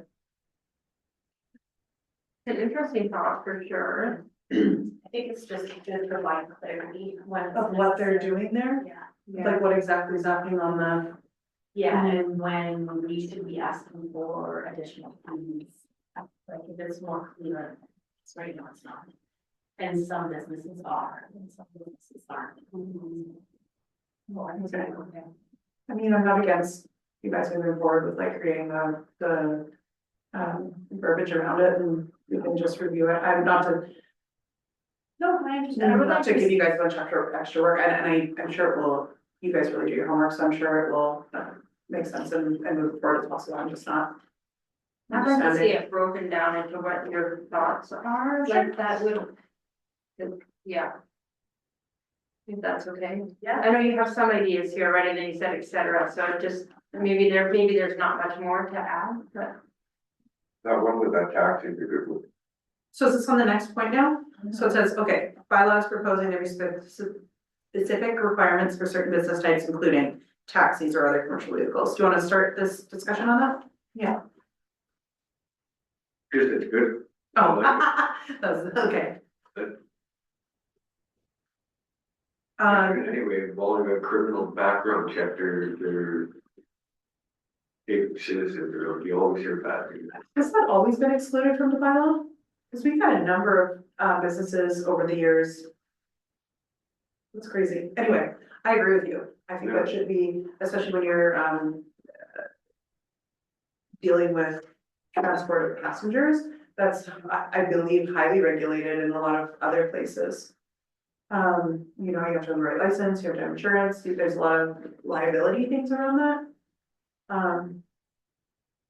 Not saying that they're, you know, other places aren't checking for that, but I mean, just, Would that not be required when they apply for their commercial vehicle license? And if they specify their taxi driver, you would think that they would have to provide proof of insurance. But I think the point of this is to ensure that they're actually registered, their vehicle is registered as a commercial transport, that it's not being illegally operated, because right now we don't check into that. We And just that issue a criminal business background check, I license. think you're transporting multiple people, really. Totally, I've done the same thing. Yeah, that's a good reason.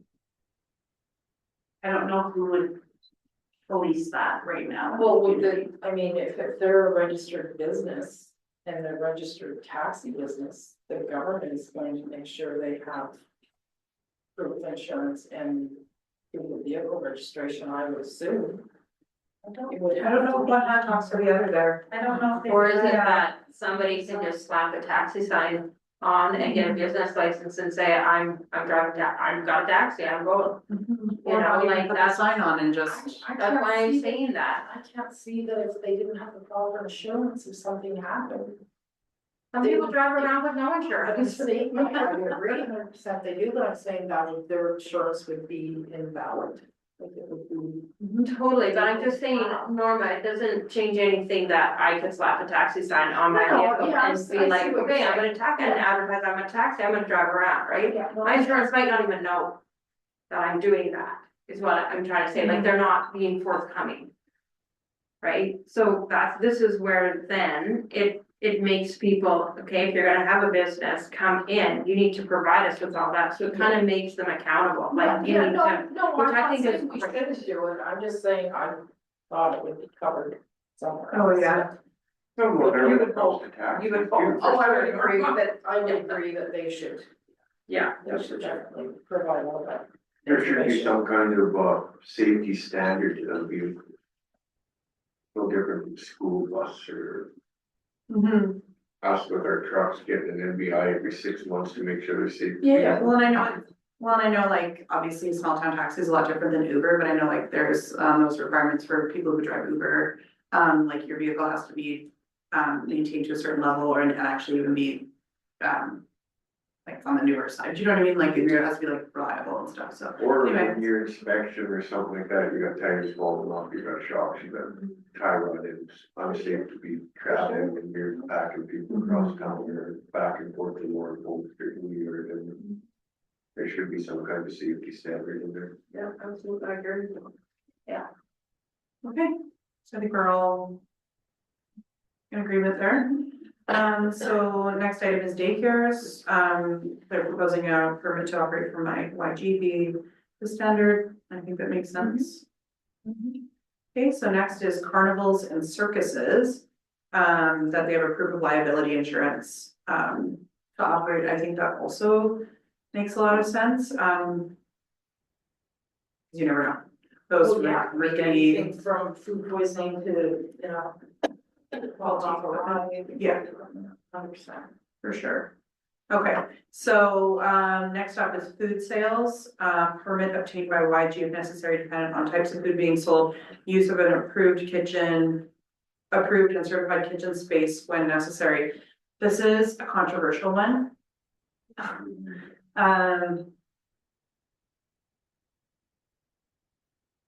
So actually, we do currently ask for, if they're operating out of a permanent kitchen. Currently, the ladies do ask for that permit to operate. But they can also, if they don't have a, permanent location, they can rent a commercial kitchen. So like a rec center or something like that. And sell their food as long as it's done in a permanent. But there's certain things that are considered to be safe that can be made at home, like such as certain types of baking and certain types of canning, and that's from health and safety. That's right. Right, so like those things would still be fine. Yeah, Can be made at home and sold to the public. yeah, like it's not meat or There's dairy. like certain or- ingredients you can't use, it's really kind of funny. And I'm thinking also that depending on what they're doing, they may have to also have food safe. Maybe something else. Yeah, and I guess my side question to this is this particular section geared towards people that have an actual business? Or is this also aimed towards those people in the other category that is like pop-ups and, you know, online sales and things like that, where it's like periodic, it's not like all the time, it's like, I'm sure we can all think of some people I'm talking about. You know, there's people who do maybe, like if you had a business where you were like, that was your primary business versus, you do it on the side every once in a while, just make it less. Like, is it, I think where bylaw was coming from on this one is we technically ask, like if you're running a restaurant, we ask for the permit, but it's actually not anywhere in our bylaw. okay, Oh, I see. But we are asking for it at the time of the business license issuance. okay. And you just wanna feel more comfortable requesting that, and you can say it's through the bylaw. And so are those, I guess, just back to that, are those people that are doing it periodically, are those people required to have business license? Or is that can, Business license? yeah, a license? Yes, they would be considered under the small minor business activities. Okay, so it'd be the lower rate, they would still be required to like register, Yeah. but, okay, thank you. Yeah, I don't like it, but I see the reason for it. And yeah. You know, and just a, side note, the only reason I'm saying that is because I just remember a time where you used to be able to go to, you know, public events here and people would be selling, you know, their foods or their things, and it was awesome, and I've always kind of thought, you know, if you're not comfortable with how it's prepared, then don't buy it, don't eat it, like, it's just Totally. on you. Yeah. You know, make it be, can kind of make up your own mind there, but we're at a different time in history now, so unfortunately, these types of things are needed. Experience with the town.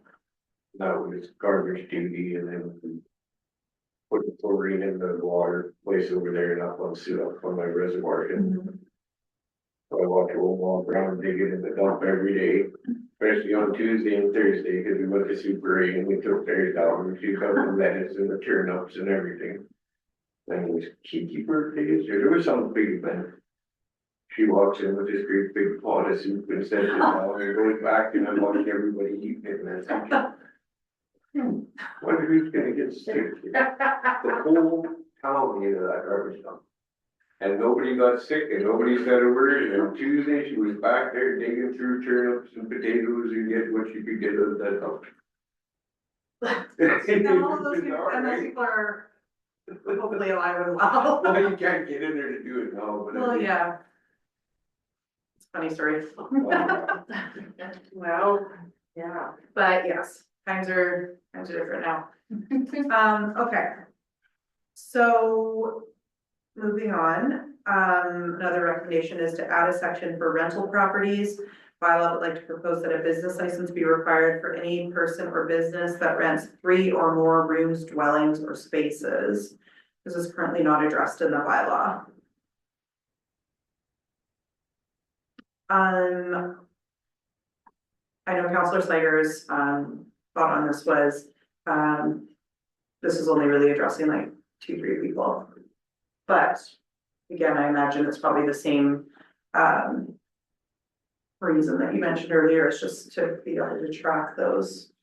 Yeah, Those I mean, things. there's no reason we couldn't put it in there, it may not apply, but I don't think, yeah, if it were to apply. I don't think it's a thing in this town or anywhere, but I know of some places where people whose whole life is rental properties, like sometimes they have a corporation created for each property. It's like, I don't know how you track all of that, but it is a thing other places to have each thing be separate, its own separate entity. So, I mean, I know that that's common practice other places, so. Yeah, and it has been something that's come up quite a bit in the office. Not knowing when it's appropriate and when it's not. That is required of business license. Yeah. Yeah, and I think the rationale behind the recommendation is, you know, if you're renting out a room or your basement suite, that's not really running a business, you're subletting your home or. If you have 3 or more, it's generating significant amount of monthly income, then it is more of a business. Yeah. That's kind of the rationale behind. the we're also recommendation. requiring it from the B&B people as well, which is, I mean, I realize it's not the same, but I think it's kind of in the same category. I kind of like that it's 3 or more, because when I think of the housing accelerator fund, you know, when we're encouraging people to build, I think most of them are building like duplexes or something like that, they're not building 3 or more. So I do like that it's 3 or more, because it doesn't really affect what we're trying to do on another end, on another scale, right? So I do like that. Okay. So, the next section is a section for bed and breakfasts, which would include certain requirements such as personal house and liability insurance. My thoughts on this were, and I,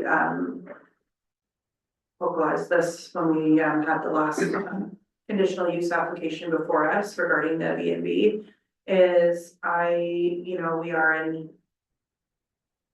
I guess, housing shortage times. And and this is just my personal opinion, that if a person, I'm not in agreement with a person or a company or whatever, going around and buying up all of these vacant properties to use as or rental or income rentals. I am, on the other hand, in favor of or have no issue with somebody maybe using their primary residence part-time if they want to, as side income, if they're not gonna be there for a period of time, if they want to rent it out, or if they have a secondary unit in their primary residence that they want to use as B&B, I personally do not take issue with that. So that's kind of where I stand on that issue. And then as far as liability insurance, I never really thought of that before. It kind of makes sense. And it's probably in their best interest as somebody who is renting. So I imagine that's probably standard practice everywhere. I So would think it would help cover the town as well, if somebody's house burns down, they're running a bed and breakfast. And we license them to do it, yeah, License, they don't have insurance, somebody dies. So, yeah.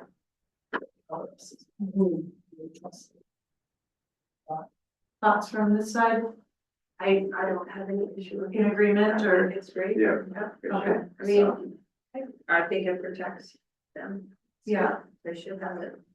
Okay. Okay, sounds good. So moving forward, adding a section for exemptions such as nonprofit organizations, vending machines, youth, garage sales, etc. Again, my personal opinion, I think that we should have this. I think it should be for, like grads when they're fundraising or, yeah, nonprofit organizations. The thrift store, Yeah, I think that makes sense. The vending machines. Who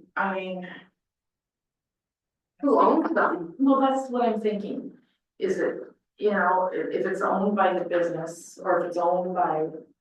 I guess that would be covered under the. Retail business license. Yeah. But if, on the other hand, they're just allowing that. Or renting that machine out to a company that comes out from Whitehorse and collects the money. Isn't the money out of it, then I don't know. We don't have a lot of vending machines here, do we? In reality, hey? So. Well, there was a couple at the rec center, but I think those are gone now. I don't know, if high school has, I think maybe High they school have a might. juice pop machine over there. They have juice, I think, I don't think they're. From that center? No, she's not. I guess vending machines are. Yeah, I don't know. No. Yeah, there is a couple of. I mean, yeah, I mean, I try to think like, would someday somebody put one somewhere? Do we wanna include it in the exemptions list just in case, so that we don't have to, cause if someday somebody does, then we're in this gray area again where it's like not covered in the bylaw. Yeah, it's good to try and make it so we don't have to review it all the time. Kids lemonade stands, things like that should be addressed in there, cause I see it, somebody calling them in for not having a business license. I'm not joking. They're girlfriends knocking on doors selling cookies. I They're would just- say would come down here and sell cookies, you better believe it, Norma. Yeah, okay, so sounds like we're in agreement there. So next up, adding a section that allows, oh, I'm sorry, I skipped something. No, I think Adding a section on suspending or revoking a business license, for example, operating without a business license within 90 days of expiration, or operating outside of set conditions and requirements. I think that makes perfect sense. Yeah. And then the next section, adding a section that allows the town to refuse a business license be issued under certain conditions, which I imagine means if they don't meet all of those things that we just discussed. Yeah. Yeah, that makes sense. Other changes include improved definitions, restrictions of license refunds, and ownership transfers, and license renewal dates and administrative processes. I mean, whatever I imagine that you all will use your best judgment to include whatever makes sense for your operations to run smoothly. Yeah. Any other comments on the business license bylaw at this time? You again, the work you guys do with this. Okay, yes, thank you. Thank you for everything you do. As mentioned, this will now go back to admin. They'll make all those changes and then they'll present us with another draft. And that'll be at the April, I think it's April 1st actually, committee of the whole meeting, and then we'll discuss it and then go from there. Sure, so reading Dawson's,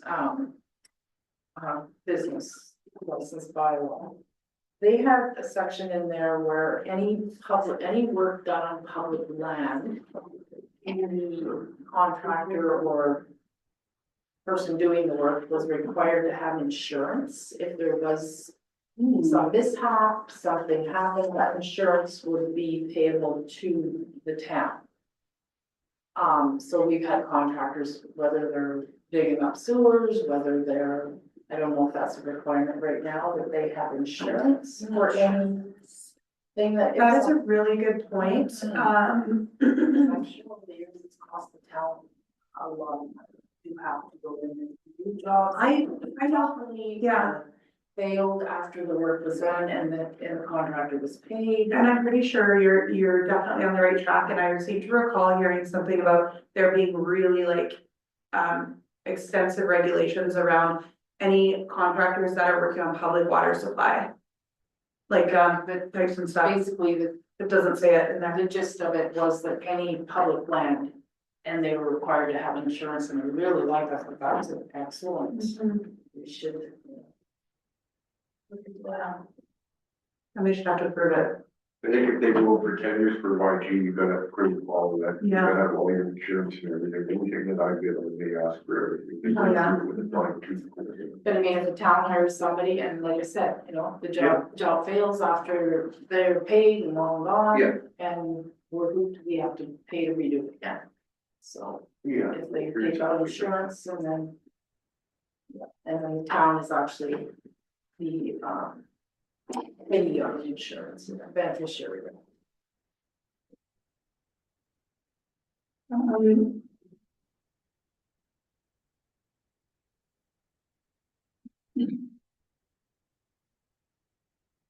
The next next thing up on thank you all for that discussion. The next thing up is, the AYC resolutions, and I must apologize, I don't have a document for you, nor do I have my notes because my iPad died. I guess I'm just gonna tell you really high level what I'm thinking, and then you can tell me if you are in agreement. Or if you wanna see, I mean, I can also present you with the actual wording before I turn it in. Actually, when's our next meeting? Our next meeting is, oh, You want- okay, I want it to be sooner. I could potentially have this all by next meeting if we wanna just put this off. But basically, this is so raw, I'm sorry. But, so one that I was thinking is a resolution around RCMP posting, so it'd be a resolution to the, oh, I just remembered, I'm sorry. So it'd be a resolution to the Minister of Justice and or the RCMP Commissioner, I'm not sure who, I have to do a little investigation of who this should actually go to, but basically, asking them to not transfer members that want to stay and that are doing a good job, and that they go into consultation with, you know, the municipality and the First Nation to determine if they're, you know, if that member wants to stay. And we're in remote locations where these positions have historically been very hard to fill, and you finally have a member who's doing a good job and wants to stay in the community. It doesn't make sense to me that you would just transfer them out against their will, and if they apply for an extension, that they get denied to move, I don't know where. So I'm looking at creating a resolution around that, you know, encouraging them to implement some sort of process that allows them to evaluate them if they want to stay, and then we'll create I don't know what's called, a way for them to potentially extend their stay. Maybe indefinitely, I don't know, but it would be pending, you know, regular evaluations and consultation with all, kind of local government levels. So that's the first one I'm thinking of. So, if you guys are cool, and again, I don't have the wording, but I could have it by next week. So, okay, the next one was around prolific offenders, and I don't have the wording on this. You'll just have to trust me until you see it. But basically, there's prolific offenders, policy or program or something. There was some conversation at the Mayors and Chiefs Forum about, I think this is kind of like along the lines of bail reform, but more to do with YG programming for those individuals. Anyway, I'm misspeaking on this. Let me bring it back to you, but and then you can decide. Then there's another one about on-demand charges. So, Janina probably remembers this from previous, AYC, actually, I can't remember what year this was, but previous AYC AGM, there was another municipality, I believe it was Mayo, that brought forward a resolution, and we sent it to YG, and it was, around on-demand charges for our, electric rates. So I don't fully understand this, but from what I do understand, I think, is that, let's say the ice plant kicks on for 10 minutes or one time, it doesn't even have to be a time, but the ice plant kicks on at one singular time throughout the month, and it draws a huge amount of power to run that thing and then shuts down. We pay that rate for the entire month. Yeah. Even though we only used it for one little time. So that happens apparently in a lot of municipalities, and as you guys have seen in the budget that we put forward, our energy costs are double. And so I don't know if anything can be done. What we did last time was we approved this resolution, it went forward to the Yukon government, they sent us a letter back basically saying, you know, we acknowledge this issue, but you should reach out to ACO. Sounds like you need to talk to ACO. And that was basically where it was left. So I actually confirmed with some folks last time I was going first that the resolutions don't necessarily have to be directed towards Yukon government, that they could literally be directed to anyone. Specifically, I was thinking maybe, because I don't think it's ACO either. And again, I have to do a little bit more research on this, but I think it's the utilities board, potentially. So anyway, I'm thinking of maybe recycling that resolution, rewording it a bit to, mirror what's actually happening for us with like our own numbers and things like that, and maybe putting forward a resolution to that, effect. And I don't know what will happen, maybe nothing, and again, us putting these resolutions forward, just for, you guys haven't been to an AGM yet, but it doesn't mean that those are gonna go forward, so it's gonna go to the AYC AGM, and then everybody as the membership, we're gonna talk about it, and we're gonna vote on them. And only those that are voted, with majority are gonna go forward for action, and then if the rest of the, membership thinks, no, this is no good, then it gets trashed, so. But, and there is one more that's slipping my mind right now, but again, I apologize for not being more prepared for this tonight, but. If I may segue to the next thing, which I did, is gonna be number 10, which is the date for the next meeting. I am asking that we move and I will ask for a motion on this tonight if you're in agreement, move the date of the next meeting, which will be a regular council meeting that would normally be scheduled on March 18th. I'm asking that we move it, and I did check with administration on this and they're good with the timeline. I did ask it that maybe it would be too tight, but Cam thought it would be fine. March 11th, which will be next Tuesday. At 6 o'clock, and it should be a quick one. It'll just be to basically approve all of the motions for the things we talked about today. And then we won't have any meetings until April 1st. Does that sound? It'll be like having 2 weeks off. 3 weeks off. You'll have 3 weeks, two and a half weeks off. Yeah. So that's what I'm asking. And the reason for that is because, as you all witnessed, my ability to chair a meeting over Zoom is not good. The connection was bad. I will be even further away this time. I'll be going to Dorval, Quebec for the FCF board meetings. And so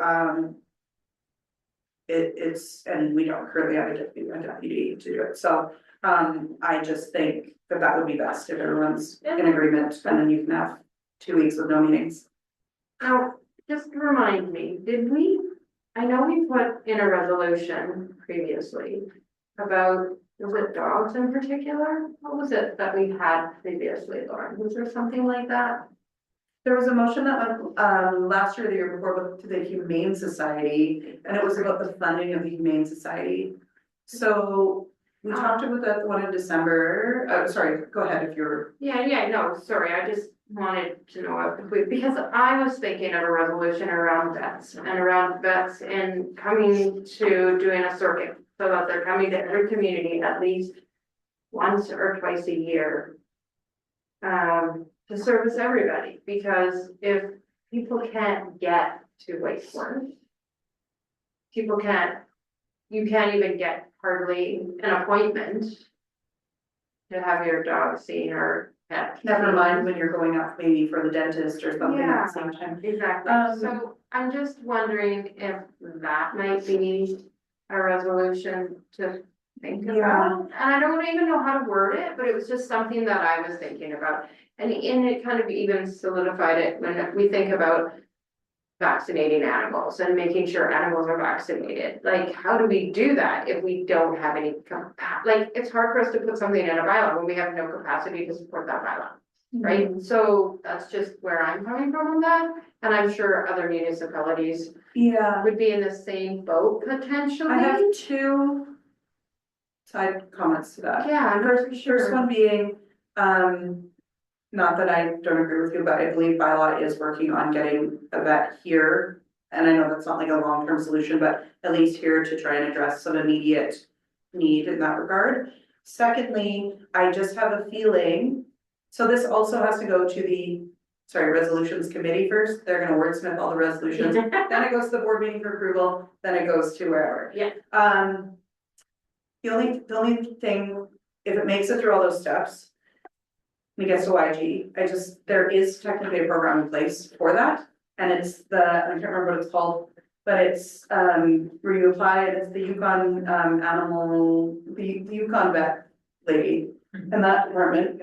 And they have and you basically sign up and you get on their list, but it takes them like 2 or 3 years to make their way to your municipality, or once they get to you, it takes that long before they come again, but, oh shoot, I'm just gapping on the name right now. That's There is okay. technically a program in place, and it's the It's youth, it's a spay and neuter clinic.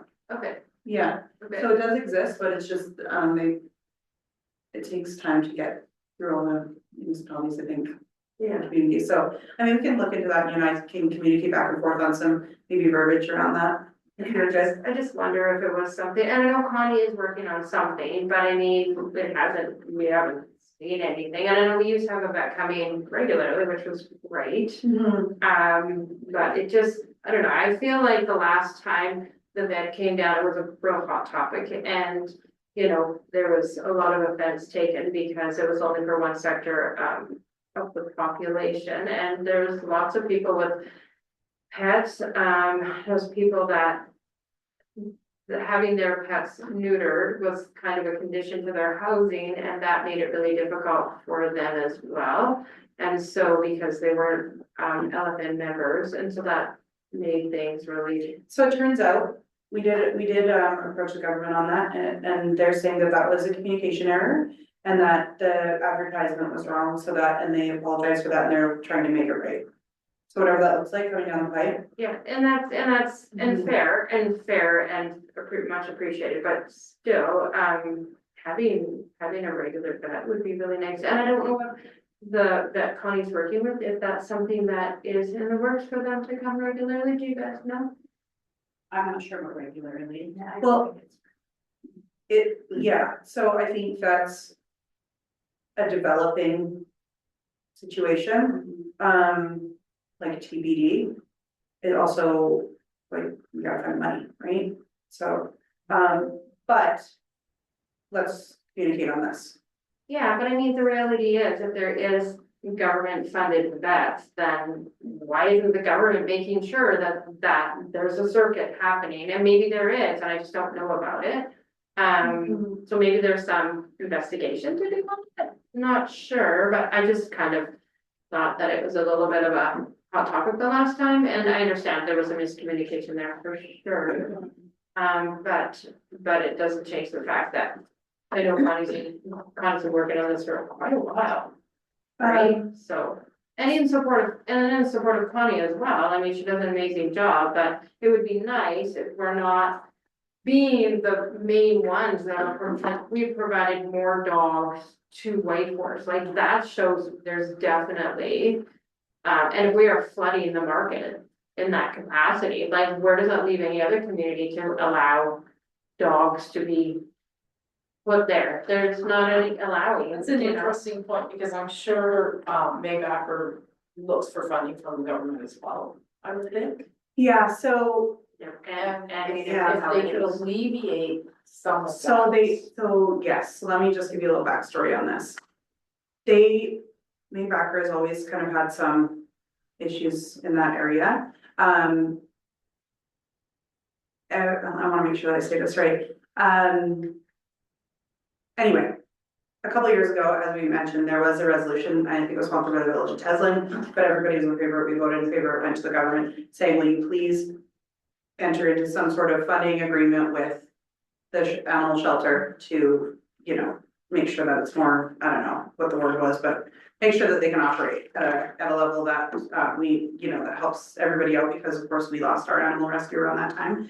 And, so they did reach out, and I believe the response they got was that they would rather maintain the model that they have versus becoming a government entity, which I can kind of get, but in doing so, they kind of almost, from what I understand, like kind of rejected the. So this, where the government reached out to Maybacker? Yes, in response to our resolution, and instead continues to seek donations. I don't know if you recall, I don't know if you're on council yet, but last year there was a letter that went out to every municipality saying, you know, we request that you put a line in your budget, which we actually have done, committing to like an annual donation. So we've done that, and So do yeah, we know so- for sure that the government would then call it, try to take it over? Is that? I don't know. How? I don't know. Or, I have I'll try to find that for you, I won't be able to find it right now No for worries. this, in a timely thing, but I think that we There must have been some correspondence. yeah, so I was literally wondering about this exact same thing, and I didn't remember the outcome, and so I had Bonnie at AYC reach out to them just before our AYC December board meeting, because we were, we must have been talking about that, or animal something, anyway. Asked her to reach out just to see the status of that. Oh, we were talking about the letter that went out seeking donations done. So I said, can you please reach out and find out the status of that resolution? And then so she was able to provide me with all the letters of correspondence. Yeah, and so I have that somewhere that I can show you, but anyway. But speaking of animals and stuff, I just happened upon in my phone here a note that I made at some meeting that Cam and I were. Or something we were talking about, but I did have a note here, a resolution about the new Animal Control and Protection Act. There's no mention of funding or staffing in that act, so we were talking about potentially resolution surrounding that. So, the additional cost to municipalities potentially. So that's another one.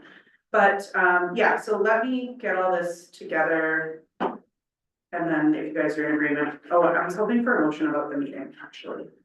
Which meeting, sorry? A motion to move the March 18th meeting to March 11th.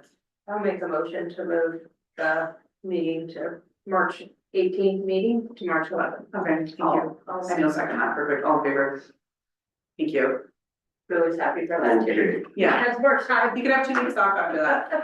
I just told the guys that I got today and then I'm good for 2 weeks and. Well, it's every other week. Yeah. Yeah. Okay, so next we have Counselor Open Forum, so if anyone has anything they wanna bring forward for Counselor Open Forum. Now would be the time, you want to start? I have something, but I don't know if anybody can answer me. The Housing First project with the 10 units, what is happening? Do we know anything what's happening with that? Is it completed? Is it? Shannon might, do you know? Yeah. You mean the first phase? Yeah. With the suite application? No, No, that Housing First project. First where- project. Oh, for that, Okay, no, so, it's all good.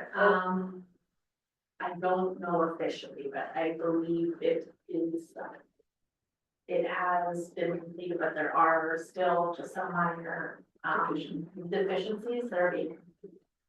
Okay, and then what is the plan for it once it's, so, okay, so nobody really knows what's happening with So that? there's supposed to be. At least, I can't remember because I feel like we heard this so many different times with so many different people, but I believe the operations of the facility will go to maybe a third party or Leader First Nation, one of those two things. Okay. I heard both ideas being tossed around, Yeah. but yeah, I unfortunately don't know anything further on, I mean, we can reach out about an update. We can do that. Yeah, I mean, for sure, when Cam might know something more about it as well, it's just he's not here tonight to sort of ask, but maybe we can put that as an ask in our, Yeah, let's see if he knows anything, and then if not, we can. reach yeah, out, or give we him can an update. explore, because I think a lot of community members are trying to figure out like what's happening with it, like.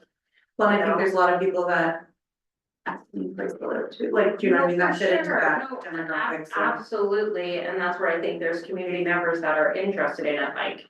On many different levels, right? Yeah. Either for accommodation or for like maybe some kind of employment or like just curiosity, like what is happening, so. Okay. Anything else? No, that was everything, thank you. Okay, Billy, anything? Just one thing with Petropass down there, it's getting very dangerous. You go down to Petropass, the bulk station.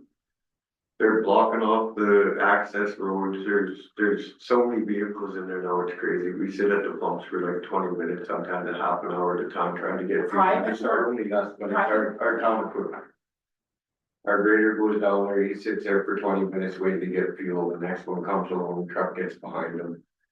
And I approached Richard to see like if there was room to get a satellite pump in there or a viral tank to try and, speed it up.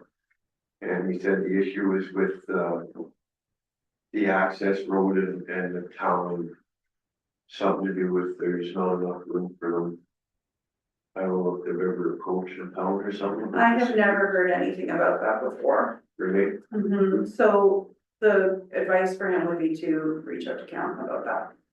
Cool, almost, because it is, it Are you must be talking access. about private vehicles or? No, it's Commercial, all like, commercial vehicles. Commercial. There's a vehicles. backup of between heavy equipment, trucks, what have you, trying to get in there, and they take so long to fuel up that they're just like backed up down the road. Yeah, so, I come down the highway and the vehicle's got nowhere to go and there's a fuel tanker sitting there, trying to get into the fuel pump, there's nowhere to park in there, there's no, and. If they had an enviro tank in there with 2 more pumps. It would move them in and out, you know, I've sat down there myself just recently in the last couple of weeks, I don't know how many, probably 2 hours spent there sitting in line waiting to get fuel. yeah, I'm gonna encourage them to reach out to Count and see what, if there is, something, that the municipality can do about that, then for sure he would be the first contact for that. Because I think when they were digging them up last year, or when they dig them up? He did it up a couple years Last year, ago, 2 yeah. years I think ago? it's 2 years ago now, yeah. And they were talking about putting 2 in there, but then they were moving on the town logger, or the town access or whatever it is, I don't know. But they couldn't do it because there wasn't enough room, or they were actually gonna have to be on town property. So maybe there's something we can do to try and get that enviro tank in there, cause it is unsafe, it's not really, they're blocking off access roads and they're blocking off one lane of the highway trying to get in there, and once you're in there with a Super B, you're not backing up. No. You come to a dead stop and you wait for the next guy to move, cause there's nowhere for you to go. So it is kind of getting to be a safety issue as well. Well, thanks for bringing that forward, I would never have. Well, unless you're in that, Yeah. you wouldn't see it, but I mean, as far as our town equipment. I see a grader sitting in line 15-20 minutes, it's 15-20 minutes.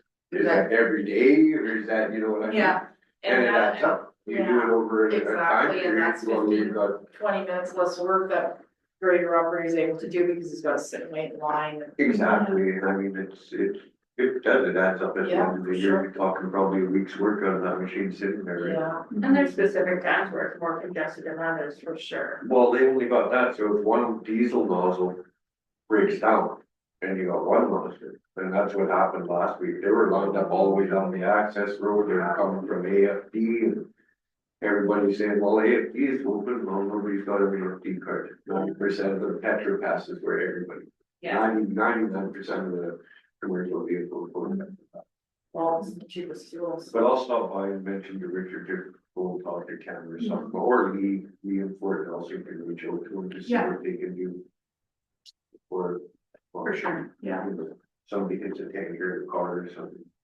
Definitely. It's not gonna be a good outcome. Well, and it could be that the guys at Metro Pass who redirect traffic, like if they see somebody's on the highway, they could be like, go straight, go this way and come back. But once you turn in, you're committed and there's nowhere to go. Yeah, but I mean, if you're on the highway blocking traffic, I Yeah. then that person needs to figure out, I can't be sitting on the Yeah. highway too, like they have Well, the to. guy's sitting there and you can see him, like he wants to get off there, but there's nowhere to go. Yeah. The access road's blocked off, the whole Petro Pass road is blocked off, and there was like 6 vehicles heading down towards this way, right? Yeah, So there's absolutely nowhere to go. I mean, it's not the driver's fault, it's not anybody's fault, it's No, just the for sure. predicament that Yeah, happened to be. And it there. might be that- Possibly. go down, go to Scales, come back, and then get off onto Yeah. the service road further down, you know what I Yeah. mean? But the drivers gotta figure that out. Drivers, Well, are- it could be. once you're committed, maybe you're committed, I mean, a once matter you of turn getting off, there's some no signage stop there. there, right? Yeah, no, I hear you. Yeah. I don't know what's. I think just something we should really try and, I think we should, well, Count takes, safety matters like that really seriously, so I Yeah. would again encourage you to direct anybody over there to speak with him and he can take. and then our town equipment, how many pieces of equipment a day are going down there for? So if they're sitting in line for 10 to 20 minutes every day, every piece of equipment, you're losing 40 minutes a day with 4 pieces of And equipment. I wonder if, like, on the farm, we used to have big tanks, and we could have, and they would come, and they would fill up, you know, they would come and fill up our tanks. Yeah, So we would have a tank, and we just use it, fill up our tractor, fill up whatever, like, so then we're self-sufficient, right? We just do our own thing. Mhm. So maybe that's a possibility to have the town Option for have a the tank that, you know, petrol can fills up, and then, you know, So, I mean, who knows, right? It's so hard to put in the bio tank and that, the cost behind it. Yeah. Yeah, but then you can sit there and go, oh, well, how often are they filling up the equipment and, oh, they're sitting there 20 minutes. I mean, it's out of their control, I do, you know? Well, it is, I'm just saying, like, if they had a satellite pump or a Yeah. bio tank there, Yeah, for then sure. things will a lot quicker, right? For sure, absolutely. That's not Petropass though, right? Yeah. Yeah, no, it is, but I mean, they can. The approach is, town the approach is the. But I said to Richard, like, get an enviro tank or something here, man, like, you got trucks lined up all the way down the road, we're all sitting in line, we're wasting, well, that day was like over half an hour sitting in line to get fuel. And that's the whole company, but I mean, theoretically, it happens often, especially in the winter, nozzles freeze up, there's nobody there, things. They go for lunch, something breaks down in an hour, you know how many trucks go through this town in an hour? Like, especially at 8 o'clock in the morning, drive by Petropass at 8 o'clock in the morning, you'll be amazed how many trucks are. Just, Someone should be down there selling coffee.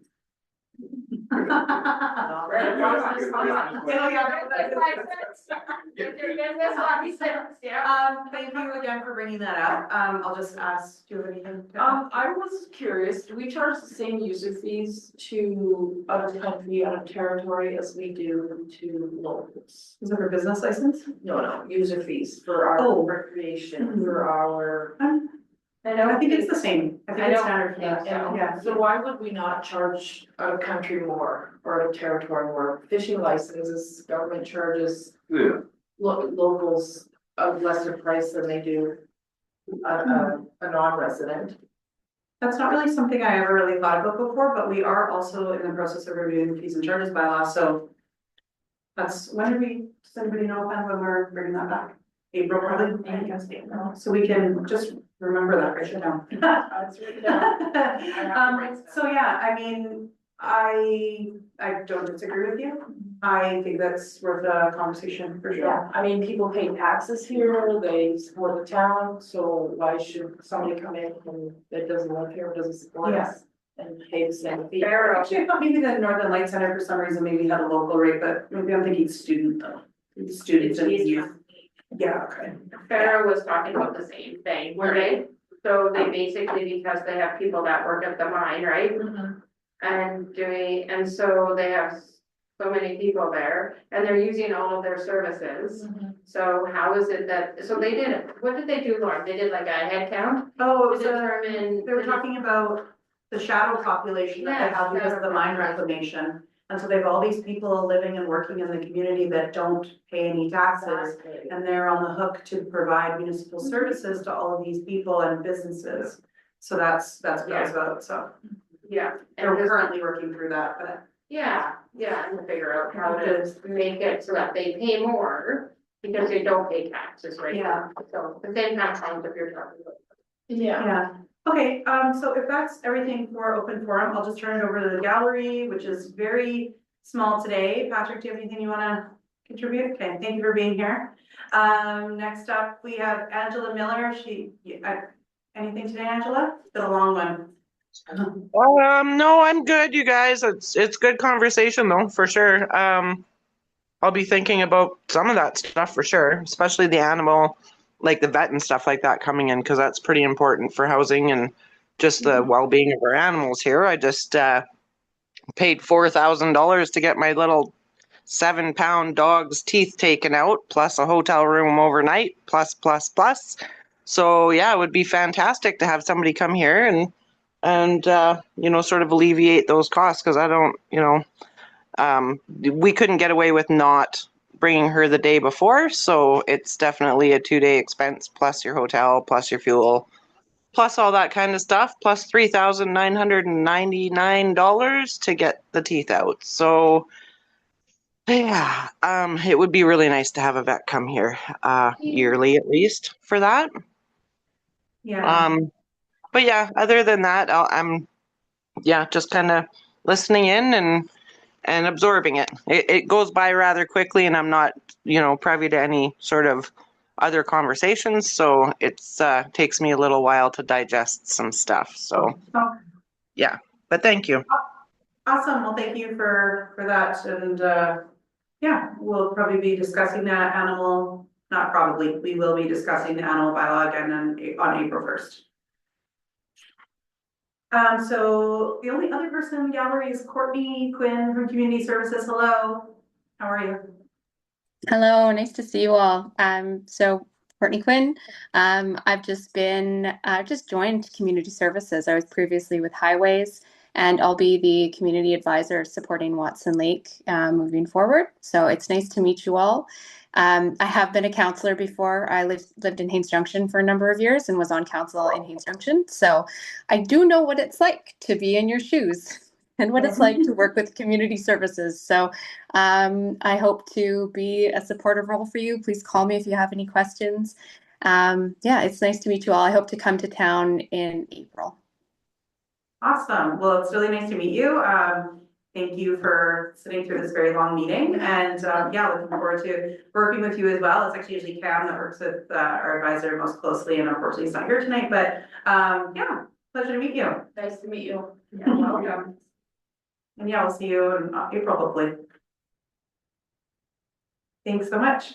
Okay, so that will be it for open forum then. I do, as I mentioned at the beginning of the meeting, I do have an in-camera item that I would like to discuss.